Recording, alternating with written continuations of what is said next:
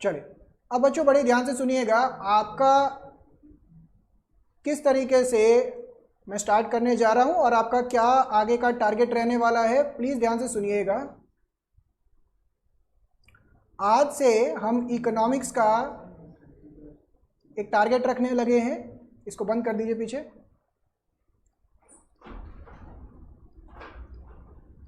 आपके दो पार्ट्स हो गए, एक है इकोनॉमिक्स जो कि है 60 मार्क्स का, और एक बीसी के जो कि आपका 40 मार्क्स का। हमने जो मेन फोकस अपने अभी करना है रिवीजन के अंदर, वो इकोनॉमिक्स पे ज़्यादा फोकस रहने वाला है। आप सभी बात बड़ी ध्यान से समझिएगा, इकोनॉमिक्स के अंदर आपका ज़्यादा फोकस रहने वाला है। इसके आपको ये नोट्स वगैरह मैंने प्रोवाइड भी कर रखे हैं, तो ये नोट्स के थ्रू आपका मेजॉरिटी रिवीजन ऑलमोस्ट सारा हो जाएगा। बाकी कुछ ऐसे टॉपिक्स भी रहेंगे जो मैं इसके अंदर लिखवाऊंगा, तो आप सभी अपने नोट्स और रजिस्टर वगैरह सभी निकाल लीजिए, नोट्स निकाल लीजिए। जिनके पास नहीं है वो सॉफ्ट कॉपी अगली क्लास तक प्रिंट आउट निकाल लीजिएगा।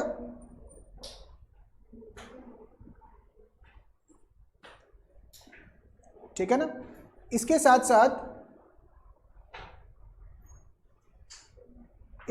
साथ पहले तो आपको ये नोट्स चाहिए, इकोनॉमिक्स की बुक चाहिए। अगर आपके पास इकोनॉमिक्स की बुक नहीं है तो आप इंस्टीट्यूट का स्टडी मटेरियल डाउनलोड कर लीजिए या स्टडी मटेरियल से। हाँ, ये आपके लिए तो यही है। तीसरा, आप एक रजिस्टर वगैरह मेंटेन कर सकते हैं। कोशिश तो मेरी यही रहेगी कि आपको मैं क्लास के अंदर जो नोट्स दे रखे हैं इसी के अंदर लिखवाऊं, इसी के अंदर रिवीजन करवाऊं। और जिन बच्चों के पास तो मेरा क्वेश्चन बैंक है, वेल एंड गुड। जिनके पास नहीं है तो उनको मैं फिर लास्ट में towards the end test papers share कर दूंगा। अब ध्यान से समझिए, हमने जो टारगेट लेना है आने वाले कुछ सेशंस के अंदर, इकोनॉमिक्स का 60 मार्क्स का ये रिवीजन के ऊपर फोकस रहेगा पूरा का पूरा। ठीक है ना। जब हमारा ये इकोनॉमिक्स का रिवीजन हो जाएगा, इसके बाद टुवर्ड्स द एंड मैं आपके फुल टेस्ट के ऊपर फोकस स्टार्ट करूंगा। चाहे आप किसी भी मोड में पढ़ रहे हैं, कोई बच्चा मुझसे अभी यहाँ पे फेस टू फेस पढ़ रहा है, कोई बच्चा ऑनलाइन पढ़ रहा है, ये ध्यान रखिएगा।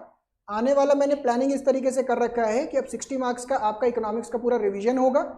ये रिवीजन जो रहेगा, ऑब्वियस सी बात है, मैं इतनी डिटेल में नहीं लेके जा पाऊंगा जितनी आपकी रेगुलर क्लासेस में होता है। रेगुलर क्लासेस में क्या होता है कि एक पॉइंट को 10 बारी समझाना करना।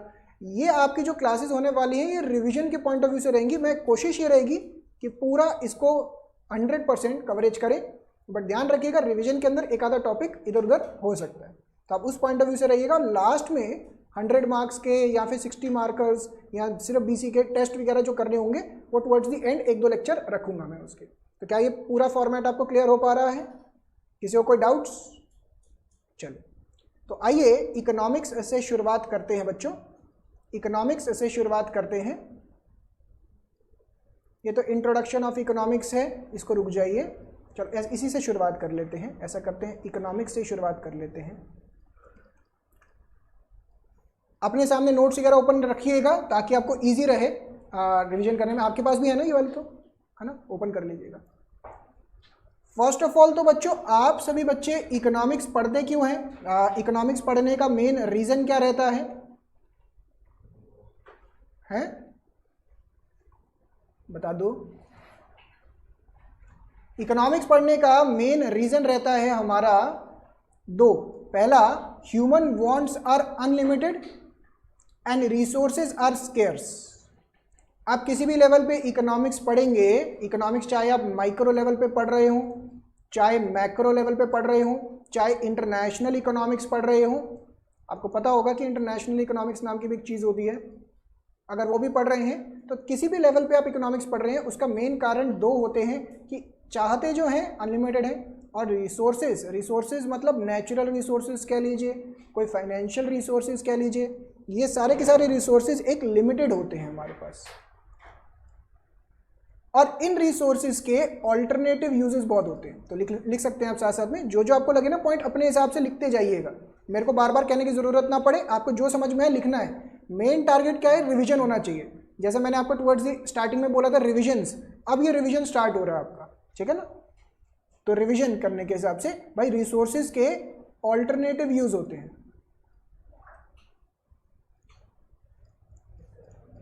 ऑल्टरनेटिव यूजेस ऑफ रिसोर्सेज, ठीक है ना। तो इसी वजह से आप इकोनॉमिक्स पढ़ रहे हैं। आपके सिलेबस में जो है, जो पार्ट 1 जिसको हम 60 मार्कर्स की बात कर रहे हैं, ये 60 मार्कर्स वाला आपके सिलेबस में बिजनेस इकोनॉमिक्स है। बट आपके सिलेबस में जब आप देखेंगे तो ये ज़्यादातर किससे लिंक रखता है, विद माइक्रो इकोनॉमिक्स। ये माइक्रो इकोनॉमिक्स से बहुत ज़्यादा लिंक रखेगा। आपके मैक्रो इकोनॉमिक्स जो है वो आप इंटरमीडिएट में जब आएंगे तो वहाँ पे फोकस किया जाएगा, माइक्रो इकोनॉमिक्स से बहुत फोकस किया जाएगा। ऑनलाइन वाले बच्चों, आपको कहीं पे भी कोई भी डाउट आ रहा हो प्लीज़ टाइप करके मुझे भेजते जाइएगा कि सर ये डाउट है, तो जैसे ही मेरे पास मैं टाइम मिलेगा मैं आपका डाउट क्लियर करता जाऊँगा, ठीक है ना। तो आपको कोई, अच्छा तेज़ कर दें,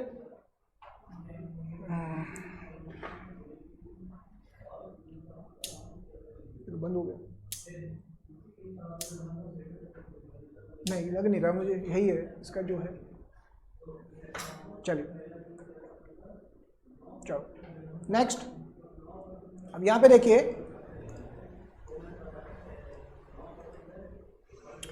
इसके अंदर दो सब्जेक्ट मैटर्स आते हैं, एक होता है माइक्रो इकोनॉमिक्स, एक होता है मैक्रो इकोनॉमिक्स। माइक्रो इकोनॉमिक्स क्या होता है, जो किस लेवल पे स्टडी करता है, एट इंडिविजुअल लेवल और ऑर्गेनाइजेशन लेवल, छोटे लेवल पे स्टडी किया जाता है। मैक्रो लेवल मतलब पूरे इकोनॉमी के हिसाब से, कंट्री वाइज, कंट्री के हिसाब से, नोएडा के हिसाब से, गौतम बुद्ध नगर, बड़े लेवल पे बात होती है।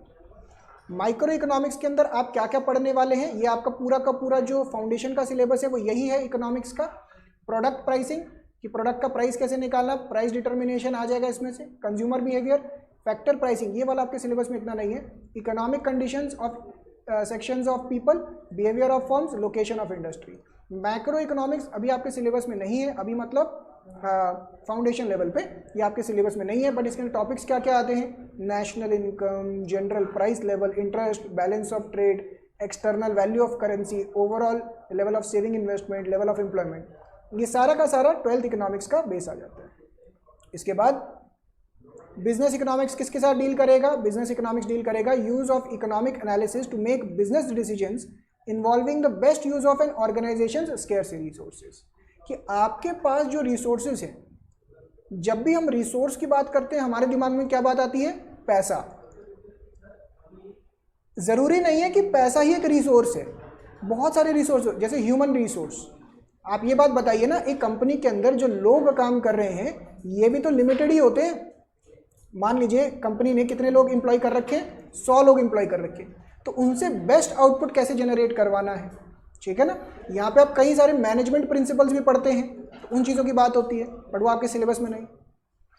नेचर ऑफ बिजनेस इकोनॉमिक्स आप पढ़ के देखिए, इकोनॉमिक्स का नेचर कैसा होता है, it is a science. Science का मतलब कोई बच्चा बता सके, कैसे पता लगेगा साइंस है, based on principles, theoretical knowledge कह सकते हैं। सबसे मेन होता है इसके अंदर cause and effect relationship, cause and effect relationship. Nature of business economics, it is based on micro economics. Micro economics अभी हम पढ़ेंगे इसके बारे में। Incorporates element of macro economic analysis. मुझे बताइए बिजनेस इकोनॉमिक्स मैक्रो इकोनॉमिक को टेक इनटू अकाउंट कैसे करती है। फॉर एग्जांपल आज के टाइम पे रशिया यूक्रेन की वॉर चल रही है, तो अगर आपसे कोई पूछे कि आपको अपना बिजनेस सेटअप करना है तो क्या आप रशिया या यूक्रेन में जाके सेटअप करना चाहेंगे, नहीं। तो मैक्रो इकोनॉमिक प्रिंसिपल को आप फॉलो कर रहे हो ना। हालांकि आज के टाइम पे वहाँ पे बहुत ऐसा होगा कि कोई भी सामान आप बेचना चाहो तुरंत बिक जाएगा, लोगों के पास वैरायटी नहीं है, बट वहाँ पे जा नहीं पाएगा ना कोई। Use of theory of markets, private enterprises, pragmatic in approach. Pragmatic का मतलब क्या होता है, ये टर्मिनोलॉजी का मतलब क्या होता है। प्रैग्मेटिक का मतलब होता है, प्रैग्मेटिक का मतलब होता है practical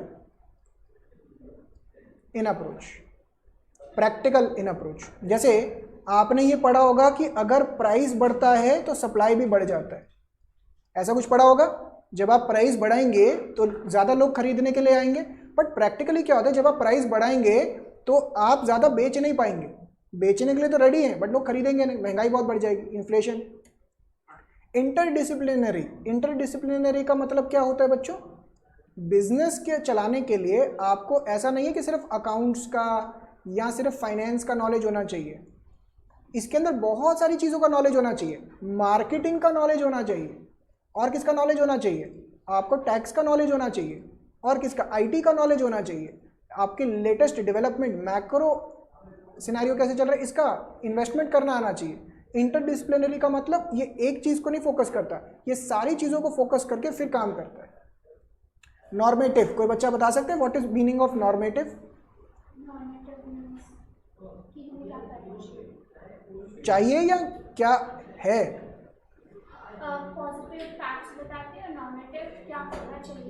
very good, very good, इन्होंने बिल्कुल ठीक बोला, दोनों चीजें इन्होंने ठीक बोली। एक होता है बच्चों normative in nature which involves what, judgement. Normative का मतलब क्या होता है, इट इन्वॉल्व्स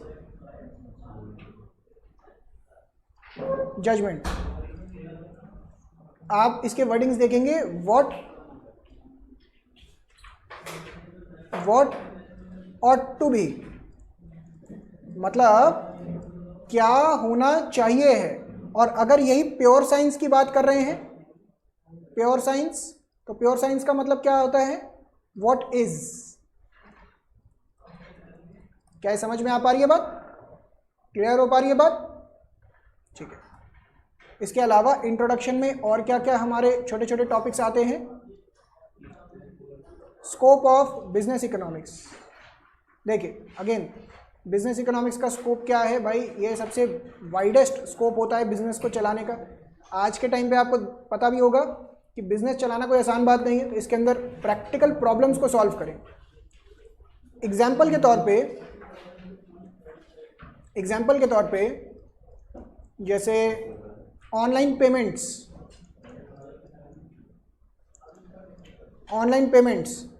इसको बड़ा आसान कर दिया किसने, यूपीआई, गूगल पे ने। एक प्रॉब्लम था ना, पहले पेमेंट ट्रांसफ़र करना है, चेक लगाते थे, 3-4 दिन लग जाते थे, तो यूपीआई ने उसको काम को आसान कर दिया। तो categories of business issues to which economic theories can be applied, micro macro, ये तो इजी है, इसको रहने दीजिए, अभी किया हमने। Central economic problems, what are central economic problems, what to produce, how to produce, for whom to produce, what provision are to be made for economic growth। what to produce का मतलब क्या होता है, कोई बच्चा ट्राई मारो तभी revise होगा। क्या बनाना चाहिए, कैपिटल गुड्स बनाने चाहिए, कंज्यूमर गुड्स बनाने चाहिए, सिंपल भाषा के अंदर टैंक्स बनाने चाहिए, या फिर हमें ब्रेड बनाना चाहिए, ठीक है ना। तो what to produce, since the resources are limited, every society has to decide which goods and services should be produced and how many units। तो पहला तो इसके अंदर हो गया which goods should be produced, और दूसरा क्या है, and services should be produced and how many units of each goods should be produced। दूसरा आता है how to produce. How to produce के अंदर दो मेजर डेफिनेशंस आपको समझ में आनी चाहिए, लेबर इंटेंसिव टेक्निक्स और capital intensive techniques. Labour intensive technique का मतलब क्या होता है, जहाँ पे लेबर ज़्यादा लगती है और कैपिटल कम लगता है, और कैपिटल इंटेंसिव का मतलब जहाँ पे कैपिटल ज़्यादा लगता है, लेबर कम लगती है। जिन कंट्री के अंदर जोन सी फैसिलिटी ज़्यादा अवेलेबल है, एग्जाम्पल अमेरिका के अंदर इंसान महंगा है, मतलब लेबर महंगी है, बट कैपिटल सस्ता है। वहाँ पे भाई पैसा बहुत है, बट लेबर जो है ना वो बड़ी महंगी है। इंडिया में क्या है, उल्टा हिसाब है, इंसान की कोई कीमत नहीं है भाई, लेबर तो सस्ती है बट कैपिटल महंगा है। आप फर्क समझ पा रहे हैं सभी, फर्क समझ पा रहे हैं सभी बच्चे? Yes sir. Okay. For whom to produce, भाई किसके लिए प्रोड्यूस करना चाहिए, अमीर के लिए, गरीब के लिए, प्राइमरी सेक्टर, टर्जरी सेक्टर और इंडस्ट्रीज किसके लिए। How the goods and services should be distributed among the members of the society. ये मेंबर्स को क्लासिफाई करना आप जैसे भी कर सकते हो, रिच, पुअर, ठीक है ना, प्राइमरी, सेकेंडरी, टर्जरी। कौन सी कैटेगरी को टारगेट कर रहे हैं आप, highest upper class, middle class, lower class, किसको टारगेट करके बना रहे हैं गुड्स, ठीक है ना। व्हाट प्रोविजंस, ये वाला कोई बच्चा समझा पाए तो, what provisions are to be made for economic growth. ये वाला पॉइंट यूजुअली मैंने देखा है बच्चों को पहले 3 पॉइंट तो जल्दी समझ में आ जाते हैं, तो पढ़ रखे होते हैं। ये क्या बोल रहा है, what provisions are to be made, बता दो।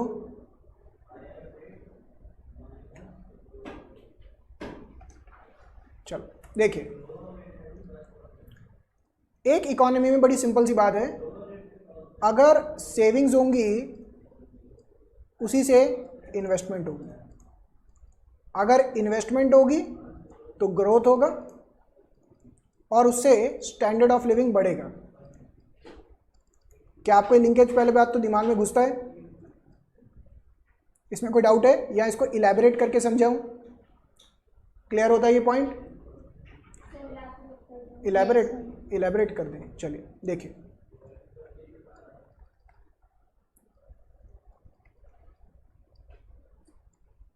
ये बताओ बच्चों कौन है? हाँ, अखिल के अब तो बाल बना, ये है पूनम, ठीक है ना बच्चों, जिसका डाउट है। अरे छोटे, फिर आपका वो बनाना पड़ेगा ना कि भाई बच्चा पीछे से पोनी टेल बन रखी है, कॉन्सेप्ट समझो ना। ड्राइंग देखने आए, ड्राइंग क्लास चल रही है, बताओ, कह रहे हैं ड्राइंग क्लास चल रही है, बताओ, कॉन्सेप्ट नहीं समझना बच्चे ने। देखिए, क्या दाढ़ी बनाते, क्या कह रहे हैं? नहीं, अरे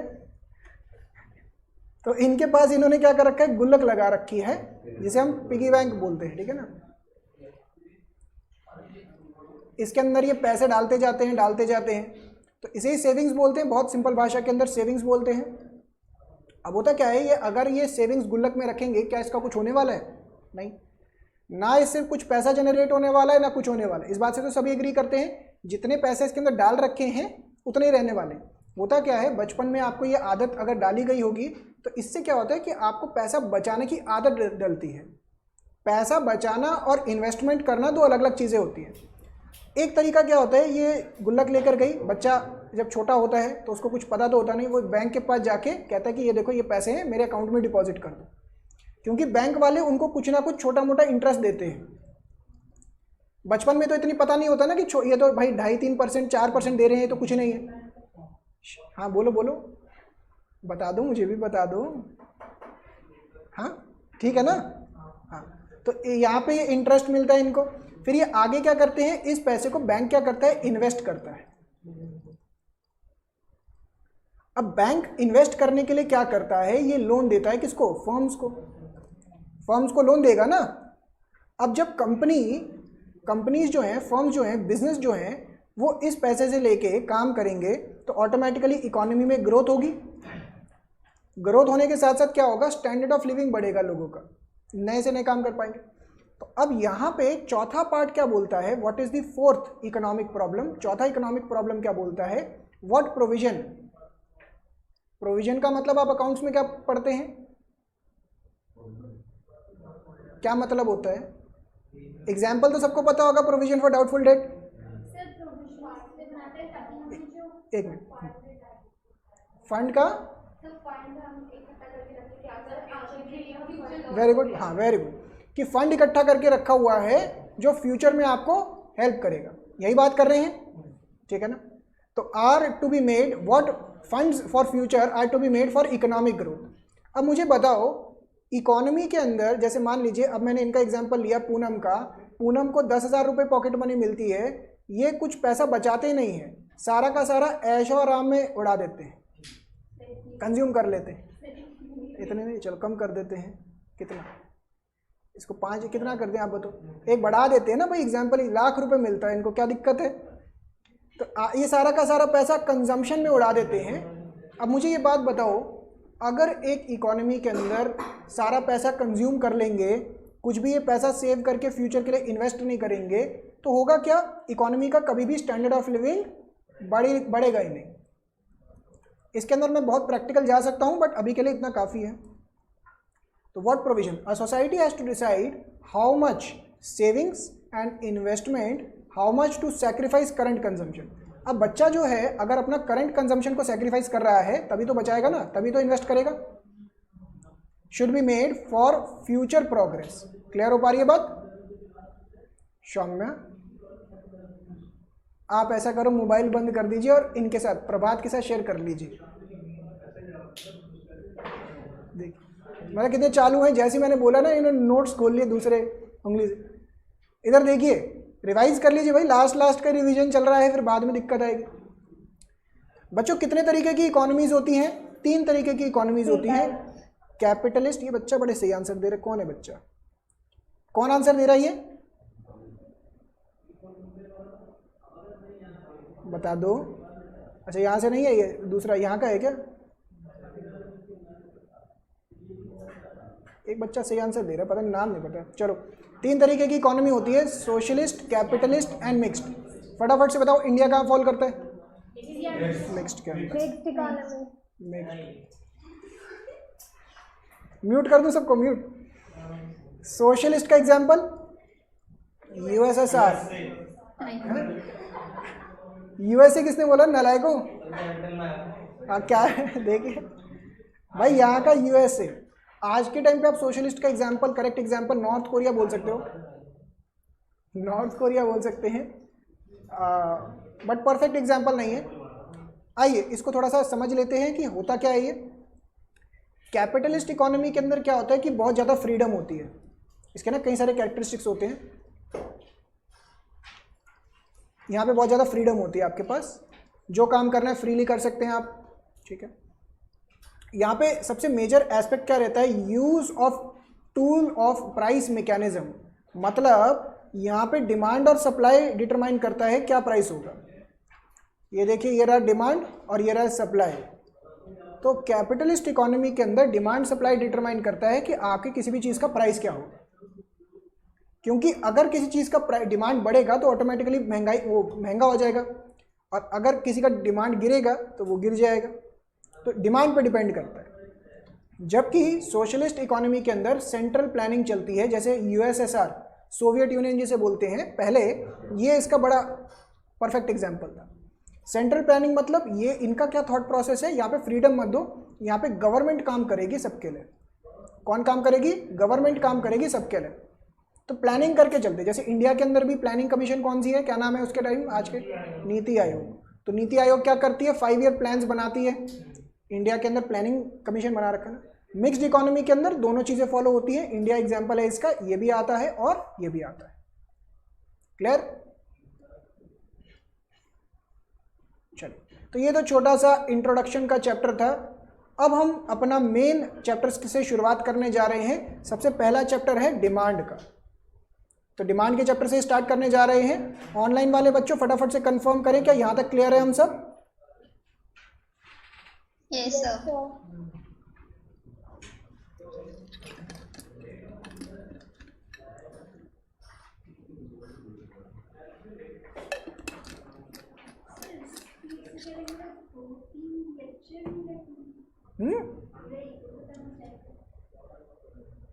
बता दो ऑनलाइन वाले बच्चों, बता दो। बस एक दो बच्चों का ही आया है, सूरज का यस आया है, भावना का यस आया है, बाकी बच्चे भी कंफर्म करें क्या क्लियर है, यस और नो? Yes sir. यस। अरे नहीं, जो बच्चे यस बोल दिया उनका तो काफ़ी है, बाकी बच्चों का पूछ रहा हूँ। यस यस यस, चलो शाबाश शाबाश। आइए आगे बढ़ते हैं, आइए आगे बढ़ते हैं। अब बच्चों हम एक इंपॉर्टेंट चैप्टर करने जा रहे हैं। बच्चे का दिमाग के अंदर देखिए क्या बात चल रही है। बच्चा कह रहा है कि सर ये तो बढ़िया है, 2-3 लेक्चर के अंदर ही पूरा इकोनॉमिक्स रिवाइज हो जाएगा, तो स्टार्टिंग में ये करवा देना था। अब मुझे ये बात बताइए, हो सकता है ना बच्चे के दिमाग में ये चल रहा हो, भाई ये जो है ये रिवीजन है। अगेन मैं रिपीट कर दूं, इसके अंदर आपको तभी फ़ायदा ज़्यादा करेगी जब आपको थोड़ा बहुत कुछ आता हो। अब बच्चा पहले लेक्चर में आया, सीधा मैं ये बोल दूंगा कि ऐसे ऐसे होता है, बच्चा कहेगा क्या चल रहा है, कुछ समझ में नहीं आया। अभी तो आपके दिमाग में थोड़ी बहुत चीज़ें रिकॉल हो रही होंगी और एग्ज़ाम एकदम पास में है, तो इस वजह से आपको ये बेनिफिट करेगा। बट अगर आप कुछ भी पढ़ नहीं रखा, सिंपली इसके बेसिस पे जाएंगे तो दिक्कत हो जाएगी, ठीक है ना। अब मीनिंग ऑफ डिमांड, डिमांड का मतलब क्या है, ये इंपॉर्टेंट चैप्टर है जो हम स्टार्ट करने जा रहे हैं, प्लीज़ ध्यान से। डिमांड का मतलब क्या होता है बच्चों, कोई भी बच्चा?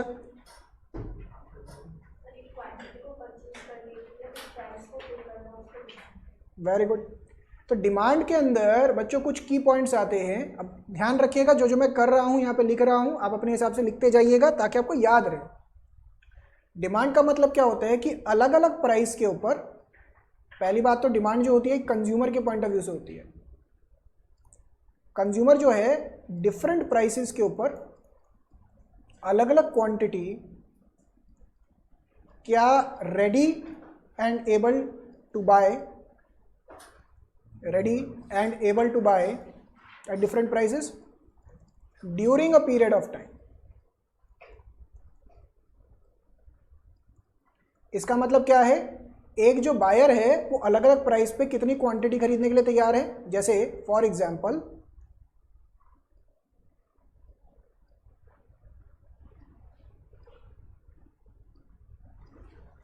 प्राइस है किसी चीज़ का, या मैं इसको अगले पेज पे बनाऊं, चलो अगले पेज पे बना लेते हैं, प्रॉपरली कर लेते हैं क्योंकि बेस काम आएगा अभी हमें।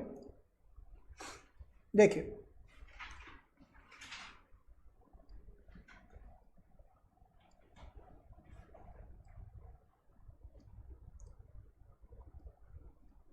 Price of X, quantity of x, 10, 15, 20। जैसे जैसे प्राइस बढ़ेगा कंज्यूमर डिमांड कम कर देगा। आप एक खरीदार के पॉइंट ऑफ व्यू से देखिए, जैसे जैसे आप प्राइस बढ़ाएंगे वैसे वैसे डिमांड आपका कम होता जाएगा, इसमें तो कोई डाउट नहीं। तो मुझे बताओ प्राइस और डिमांड में कैसा रिलेशन दिख रहा है, इनवर्स। इसे बोलते हैं इनवर्स रिलेशन या नेगेटिव रिलेशन, या फिर इसका एक और टर्मिनोलॉजी होता है इनडायरेक्ट रिलेशन, ठीक है ना। ये बढ़ेगा ये घटेगा, ये घटेगा ये बढ़ेगा, इनडायरेक्ट रिलेशन, ठीक है। अब डिमांड का मतलब क्या होता है, अलग अलग प्राइस पे वो अलग अलग क्वांटिटी क्या खरीदने के लिए तैयार है, अलग अलग प्राइस पे वो अलग अलग क्वांटिटी क्या खरीदने के लिए तैयार है, रेडी है, एंड एबिलिटी भी होनी चाहिए। भाई आप सबसे पूछा जाए आज के टाइम पे कौन सा मोबाइल चाहिए तो बच्चे क्या बोलेंगे, एप्पल, ठीक है ना। एप्पल से नीचे तो बच्चे से बात नहीं होती। अगर आप सबसे पूछा जाए कौन सी गाड़ी चाहिए, फॉर्च्यूनर चाहिए, कोई बच्चा बोलेगा ऑडी चाहिए, फिर बच्चा कहेगा फरारी चाहिए। समझ पा रहे। तो हर एक की इच्छाएं तो बहुत है भाई, आपकी मेरी हर बंदे की इच्छाएं हैं। तो अगर कोई बंदा पूछा जाए कि भाई एग्जाम देने के बाद छुट्टियां मनाने कहाँ जाना है, तो बच्चा कहाँ बोलेगा, हाँ सीजन पे डिपेंड करता है। ओ माय गॉड, बच्चा तो ज़्यादा भाई कहीं जाना नहीं है, ये तो बस एग्जाम्पल दिए जा रहे हैं। रेडी का मतलब भाई जाने के लिए तो हर बंदा रेडी है। देखिए होता क्या है कि आपकी डिमांड सिर्फ इस बात से जज नहीं होगी कि आप रेडी हैं या नहीं खरीदने के लिए, आपकी एबिलिटी भी होनी चाहिए। एबिलिटी का मतलब क्या होता है बच्चों, आपकी परचेजिंग पावर भी होनी चाहिए। एबिलिटी का मतलब क्या है, आपकी परचेजिंग पावर भी होनी चाहिए। अगर आपकी परचेजिंग पावर नहीं है तो उसको डिमांड में काउंट नहीं करेंगे। क्या बात समझ में आ रही है। सोनू आप इधर आ जाओ, जल्दी से आ जाओ सोनू, जल्दी जल्दी, शाबाश।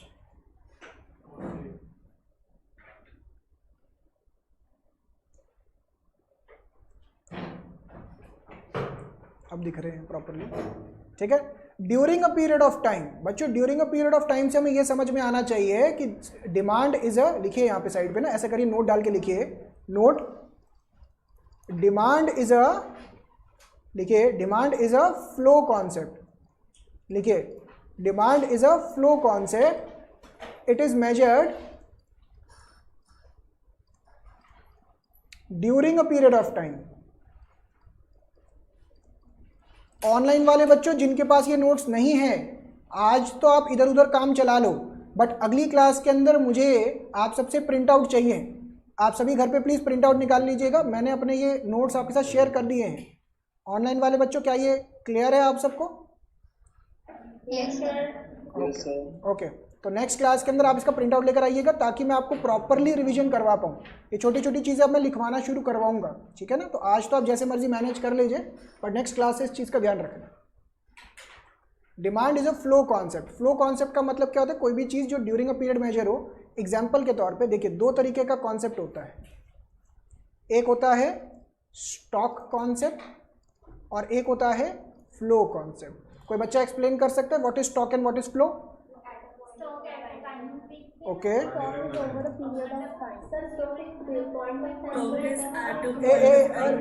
अरे ऑनलाइन वाले बच्चे रुको, 2 मिनट रुको, 1 मिनट रुको, इसका ना कुछ करना पड़ेगा।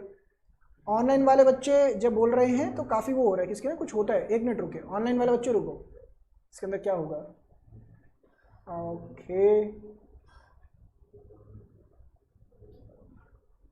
इसके अंदर कुछ ऑप्शंस होंगे ना। हाँ, ये अच्छा म्यूट ऑफ कर सकते हैं क्या बच्चे? हैं म्यूट ऑल, तो म्यूट ही है सब।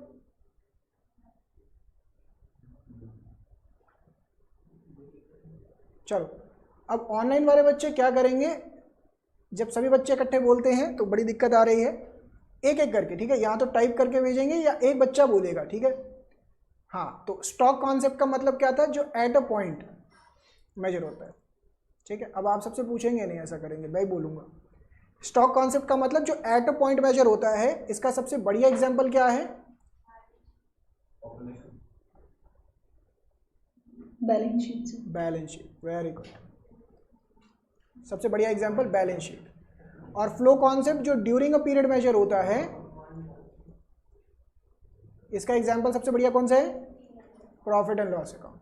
जैसे बैलेंस शीट बनता है एज ऑन 31/3/2000, जो भी 2022, इस तारीख को आपके क्या एसेट और लायबिलिटी थे, और P&L बनता है 12 महीने के लिए फॉर द पीरियड 21-22, ऐसा कुछ बनता है ना। 3 महीने का भी बन सकता है, 6 महीने का भी, ठीक। तो जो डिमांड है वो क्या है? प्रभात एक बार बंद कर दोगे, बाहर कर दो ना जल्दी से, बाहर का। ये जो डिमांड है, demand is a flow concept, ठीक है ना। तो ये ध्यान रखिएगा, it is measured during a period of time, और वो भी थैंक यू।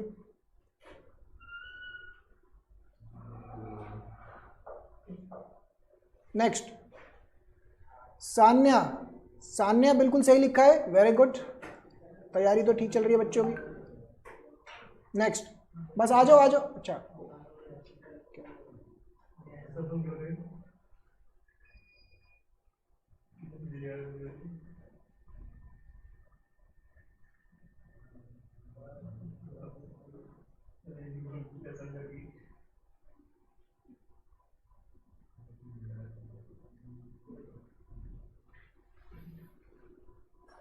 चलिए नेक्स्ट, ये वाला टॉपिक बहुत इंपॉर्टेंट है बच्चों, दिस इज इंपॉर्टेंट टॉपिक। ये क्या है? डिटर्मिनेंट्स ऑफ डिमांड, मतलब क्या हुआ? What are the factors affecting demand, this is important topic. Examination में आपका ये टॉपिक जो है इंपॉर्टेंट इसलिए भी है क्योंकि ये आपका बेस बनाएगा, जब आगे हम करेंगे ना different types of इलास्टिसिटीज of demand, तब ये वाला टॉपिक आपको बहुत डिटेल में यूज आएगा। This is very important. Examination में इलास्टिसिटी ऑफ डिमांड में से डेफिनेटली क्वेश्चंस आएंगे ही आएंगे, तो आप एक्सपेक्ट कर सकते हैं इसको। तो फैक्टर्स इफेक्टिंग डिमांड, ये देखिए अलग अलग फैक्टर्स हैं, इसको मैं थोड़ा सा डिटेल में लेके जाऊंगा ताकि आप सबको प्रॉपरली क्लियर हो पाए। सबसे पहला क्या होता है? Price of the commodity. Price of the commodity का मतलब प्राइस अगर बढ़ेगा तो डिमांड घटेगा, प्राइस घटेगा तो कमोडिटी का तो डिमांड बढ़ेगा, ठीक है सौम्य। नेक्स्ट क्या आता है? Price of related good. Saumya बताइए, प्राइस ऑफ रिलेटेड गुड कितने तरीके के रिलेशन होते हैं? कितने? 2। यहां पे देख कर नहीं बोलना, 2 होते हैं प्राइस ऑफ रिलेटेड गुड्स। कितने होते हैं? तो बताओ। ये बच्चा उम्मीद में देख रहा था मेरी तरफ। अरे मैं तो कुछ और, मैं तो ऐसी उंगली दिखा रहा था, ये थोड़ी ना। कॉम्प्लीमेंट्री, अच्छा स्पेलिंग गलत हो गई, कॉम्प्लीमेंट्री, और एक होते हैं सब्स्टिट्यूट्स। आगे जाके ना एक टॉपिक आता है, टॉपिक का नाम क्या होता है बच्चों? टॉपिक का नाम होता है सब्स्टिट्यूट्स, ठीक है। टॉपिक का नाम आएगा cross elasticity of demand. Cross elasticity of demand, very good Suraj and Ridhima. तो क्रॉस इलास्टिसिटी ऑफ डिमांड जब आएगा तो वहां पे ये एग्जाम्पल आपके दिमाग में फ्रेम होना चाहिए। अगर ये एग्जाम्पल आपके दिमाग में नहीं गया होगा तो वो क्रॉस इलास्टिसिटी समझ में नहीं आएगा। तो complementary goods and substitute goods. Complementary goods के अंदर दिमाग में एग्जाम्पल को क्या रखना है? टी एंड शुगर, या कोई और एग्जाम्पल भी, पेट्रोल एंड कार, और यहाँ पे एग्जाम्पल टी एंड कॉफी, ठीक है ना। अब जैसे मान लीजिए शुगर है और ये रहा टी, इसका प्राइस, इसकी डिमांड, ये रहा टी, हम इसे करते हैं इसको, ये रहा कॉफी, कॉफी का प्राइस, ट्रुथ, हाँ बिल्कुल सही रिधिमा, बस मैं समझ गया, गुड, एंड टी, ठीक है ना। यहाँ पे आ गया क्वांटिटी। अब ध्यान से इधर समझिए, बस बस बस बस इधर। अब 10 रुपए की चीनी है तो आप 100 की डिमांड रखते हो चाय की। जैसे चीनी का प्राइस बढ़ जाएगा आपकी डिमांड चाय की बढ़ जाएगी। चीनी महंगी, चाय पीना ज़्यादा शुरू कर देंगे आप, कम कर देंगे। अच्छा, पेट्रोल और कार, जब पेट्रोल का प्राइस बढ़ेगा तो गाड़ी की डिमांड कम हो जाएगी, ये तो सेंसेबल है। तो ऐसे कोई भी एग्जांपल ले सकते हैं। हाँ, तो गाड़ी, पेट्रोल गाड़ी की डिमांड तो कम हो जाएगी ना, ठीक है ना। बच्चा कह रहा है स्पेसिफिक बताएं बात। हाँ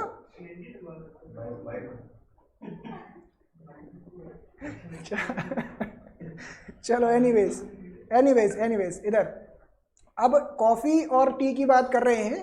कॉफ़ी और टी की बात कर रहे हैं। कॉफ़ी का प्राइस 10 है, टी की डिमांड 100 है। जैसे कॉफ़ी का प्राइस बढ़ जाएगा टी की डिमांड बढ़ जाएगी। इसमें कोई डाउट? तो मुझे बताएं इसके बीच में कैसा रिलेशन है। इसके बीच में इनवर्स या फिर नेगेटिव, इसके बीच में डायरेक्ट या फिर पॉजिटिव। आपको ये बात समझ में आई? चलिए इसको कॉपी करें, इस एग्जाम्पल को कॉपी करें बच्चों। साइड पे कहीं पे ना लिखते जाइएगा, थोड़ी सी उंगलियां चला लीजिए सोनू जी।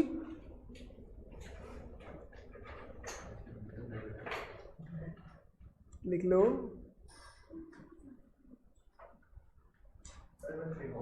हाँ, सब लिखा हुआ है, सब अवेलेबल भी है, मतलब यही चल रहा है, फिर भी पढ़ना तो है ना। मन नहीं लग रहा हर्षिका की पढ़ने का ना, मूड नहीं है इनका।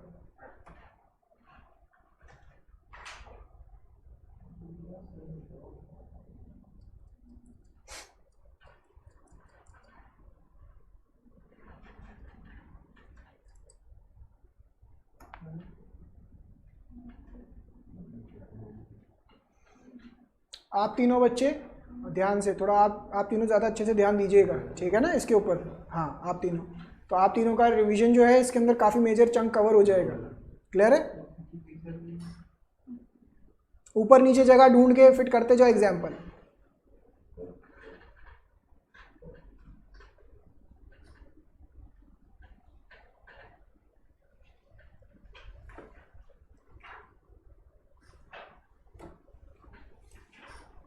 डन। ज्योति मैडम कह रही हैं डन।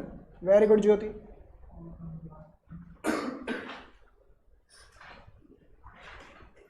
हो गया।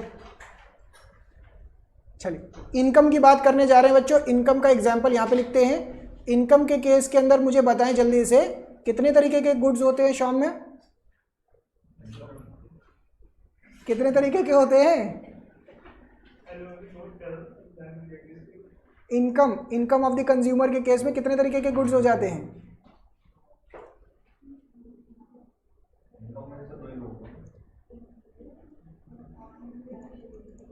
इंफीरियर नेसेसिटी और फिर आता है normal luxury. Usually normal luxury goods को हम एक ही कैटेगरी में क्लासिफाई कर लेते हैं। आगे जाके जो होगा इसका भी बाइफर्केशन डिटेल में आएगा, ठीक है ना। तो अभी के लिए फिलहाल के लिए ऐसा समझिए, आपकी इनकम है और 3 कैटेगरी ऑफ गुड्स हैं, इंफीरियर नेसेसिटी नॉर्मल लग्जरी। आपकी इनकम 10,000, इंफीरियर गुड्स की डिमांड 100, नेसेसिटी की 100, नॉर्मल लग्जरी की 100। आपने कॉपी कर लिया ऊपर का एग्जाम्पल?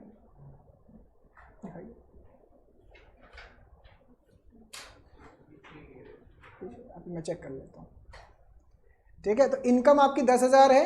अब मुझे बताइए इंफीरियर गुड्स का मतलब क्या होता है बच्चों? इंफीरियर गुड्स का मतलब होता है low quality goods. Inferior goods का मतलब होता है low quality goods. Normal luxury, normal या लग्जरी आइटम तो ये तो पता ही है। अब मुझे बताइए जैसे आपकी इनकम बढ़ेगा, क्या आप लो क्वालिटी गुड्स कंज्यूम करते रहेंगे या उसकी डिमांड कम कर देंगे? कम कर देंगे। जबकि नॉर्मल लग्जरी की डिमांड ऑटोमेटिकली बढ़ जाएगी। अब इसके अंदर भी ना कैटेगरी होती है, नॉर्मल लग्जरी की भी कैटेगरी होती है। जब मैं आपको आगे जाके इनकम इलास्टिसिटी ऑफ डिमांड करवाऊंगा तो इसको डिटेल में लेके जाऊंगा। फिलहाल के लिए ये जो नेसेसिटी लिखा है ना, ये नेसेसिटी कौन से वाले हैं? सर्वाइवल वाले। देखो हर इंसान को कुछ एक पर्टिकुलर चीज़ें चाहिए होती है सर्वाइव करने के लिए, जिनके बगैर वो नहीं रह सकता। एक सर्वाइवल, जैसे एग्जाम्पल के तौर पे दिमाग में रख सकते हैं आप मेडिसिन। कुछ लोगों को ऐसी मेडिसिन चाहिए होती है जिसके बगैर वो नहीं जी पाएंगे। तो मुझे बताइए अगर इनकम बढ़ गई तो क्या आप मेडिसिन ज़्यादा खानी शुरू कर दोगे? कहेंगे आज तो बोनस मिला, चलो दवाइयाँ खाएं आज, नहीं है ना। तो इसके केस के अंदर डिमांड आपकी उतनी रहती है। क्या ये समझ में आया आप सबको? क्लियर हो रहा है ये चीज़? तो इसका एग्जाम्पल पूरा का पूरा प्लीज़ कॉपी करें, थोड़ी सी मेहनत कर लो बच्चों, बहुत फ़र्क डल जाएगा इससे। खुशी आपका गिफन गुड्स का एग्जाम्पल मैं अभी करवाता हूँ। गिफन इन्फीरियर जो होते हैं ना वो एक्सेप्शंस में आते हैं, वो एक्सेप्शंस में आते हैं। फिलहाल के लिए इसको लिखें, इसको लिखें, जल्दी जल्दी लिख लो बच्चों।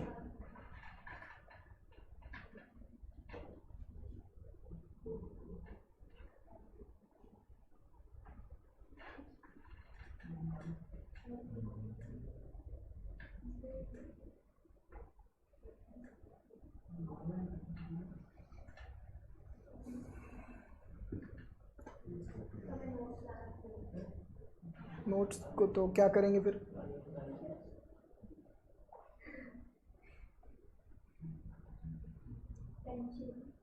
डन,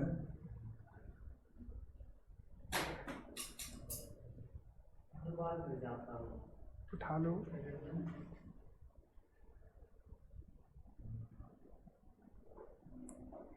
चलिए बढ़ते हैं आगे, कॉपी कर रहे हैं, कुछ हो गया। तो इसके बीच में बच्चों एक कंक्लूजन के तौर पे अगर मैं लिखूं तो यहाँ पे कैसा रिलेशन है, नेगेटिव या इनवर्स, यहाँ पे पॉजिटिव है और यहाँ पे नो इफेक्ट। समझ में आ रहा है आपको ये? तो यहाँ पे 3 तरीके के रिलेशनशिप हो गए, ठीक है ना। नेक्स्ट, तो ये जो फैक्टर्स इफेक्टिंग है ना, इसके अंदर से ये इंपॉर्टेंट है, ये वाला इंपॉर्टेंट है और ये वाला, ये 3 फैक्टर सबसे ज़्यादा इंपॉर्टेंट है। इसके अलावा बाकी फैक्टर्स क्या हैं, टेस्ट एंड प्रेफरेंस। यहाँ फैशन आइटम, अगर कोई भी चीज़ फैशन में आ जाती है अचानक ही डिमांड बढ़ जाएगी। कंज्यूमर एक्सपेक्टेशन, फ्यूचर के बारे में आप क्या एक्सपेक्ट कर रहे हो, अदर फैक्टर्स, पॉपुलेशन वगैरह। तो ये इतने इंपॉर्टेंट नहीं है, ये तीनों फैक्टर्स बहुत इंपॉर्टेंट है, ठीक है ना। आइए आगे बढ़ते हैं। ये कुछ छोटी छोटी डेफिनेशंस है। एक होता है डेफिनेशन ऑफ डिमांड फंक्शन, आगे कुछ डाल रखा है, एक मिनट मुझे चेक करने दीजिए। मूवमेंट और शिफ्टिंग आ गया ना, एक मिनट ओके। देखिए कुछ छोटे छोटे डेफिनेशंस है, छोटे छोटे डेफिनेशन। जैसे पहला आ रहा है डिमांड फंक्शन।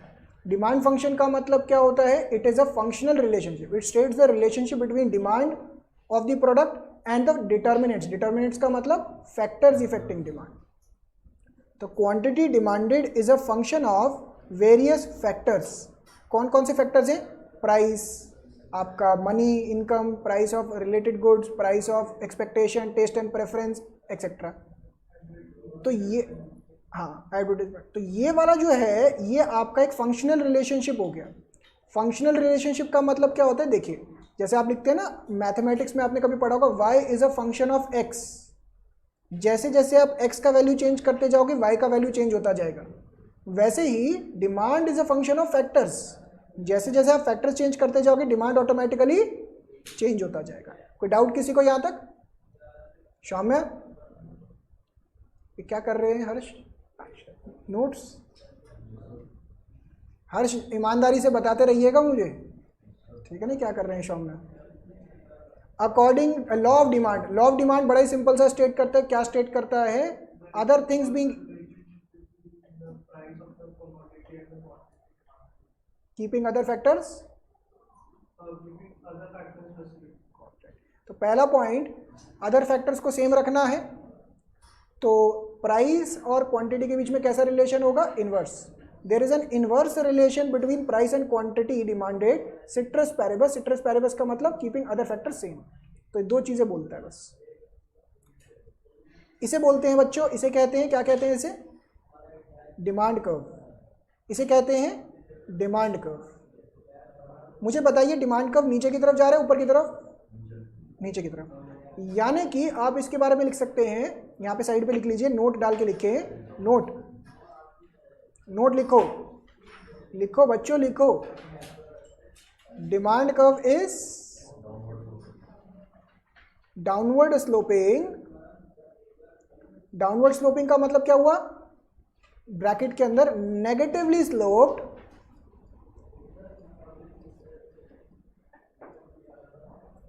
as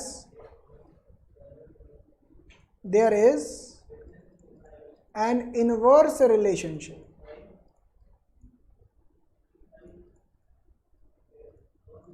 किसके बीच में? Between quantity demanded and price of the commodity.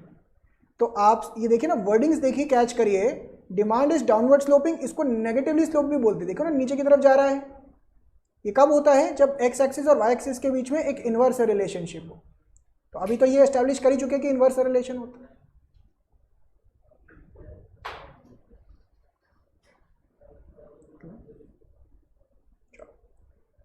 बढ़े आगे।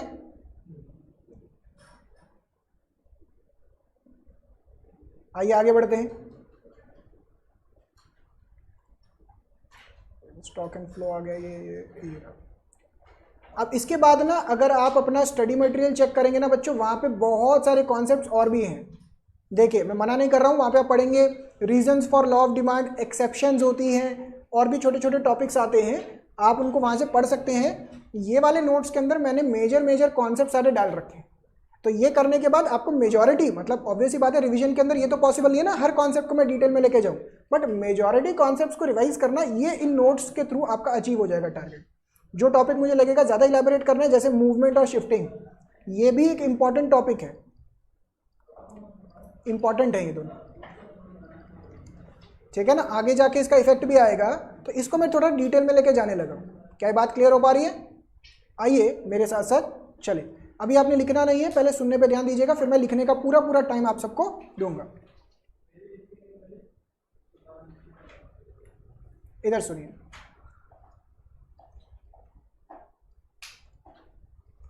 देखिए, हमारे पास कई सारे फैक्टर्स हैं। एक आधे फैक्टर का नाम बोलिए। जैसे पहला आता है प्राइस ऑफ दी कमोडिटी। अब जैसे बच्चे ने बोला, और क्या फैक्टर्स हैं? Price of related goods, taste and preference. अब ऑनलाइन वाले बच्चों सुनने पे ध्यान दीजिएगा बस। Taste and preference, income, etcetera, और भी कई सारे फैक्टर्स थे। तो इसके अंदर से हमने क्या किया, फैक्टर्स को दो हिस्सों में डिवाइड कर दिया। हाँ जी ज्योति जी, हाँ बस 2 मिनट दीजिए, मैं थोड़ा सा समझा बस। ज्योति मैडम कह रही है मुझे सब पता है, शाबाश। अब 2 मिनट रुकिए, मैं भी समझा लूँ थोड़ा सा।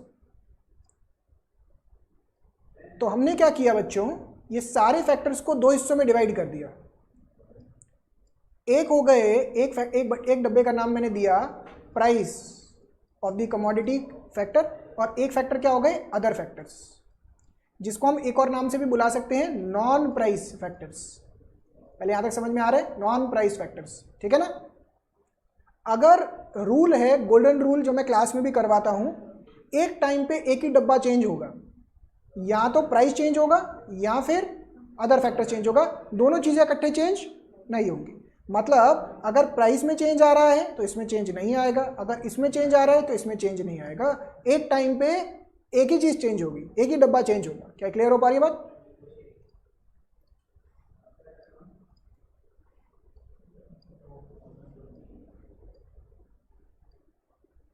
आप सभी ना रिकैप करने पे फोकस करिएगा, जिन जिन बच्चों को तो याद है, जिनको नहीं याद है प्लीज इधर फोकस करें, आपका पूरा कॉन्सेप्ट भी क्लैरिटी के साथ समझ में आएगा।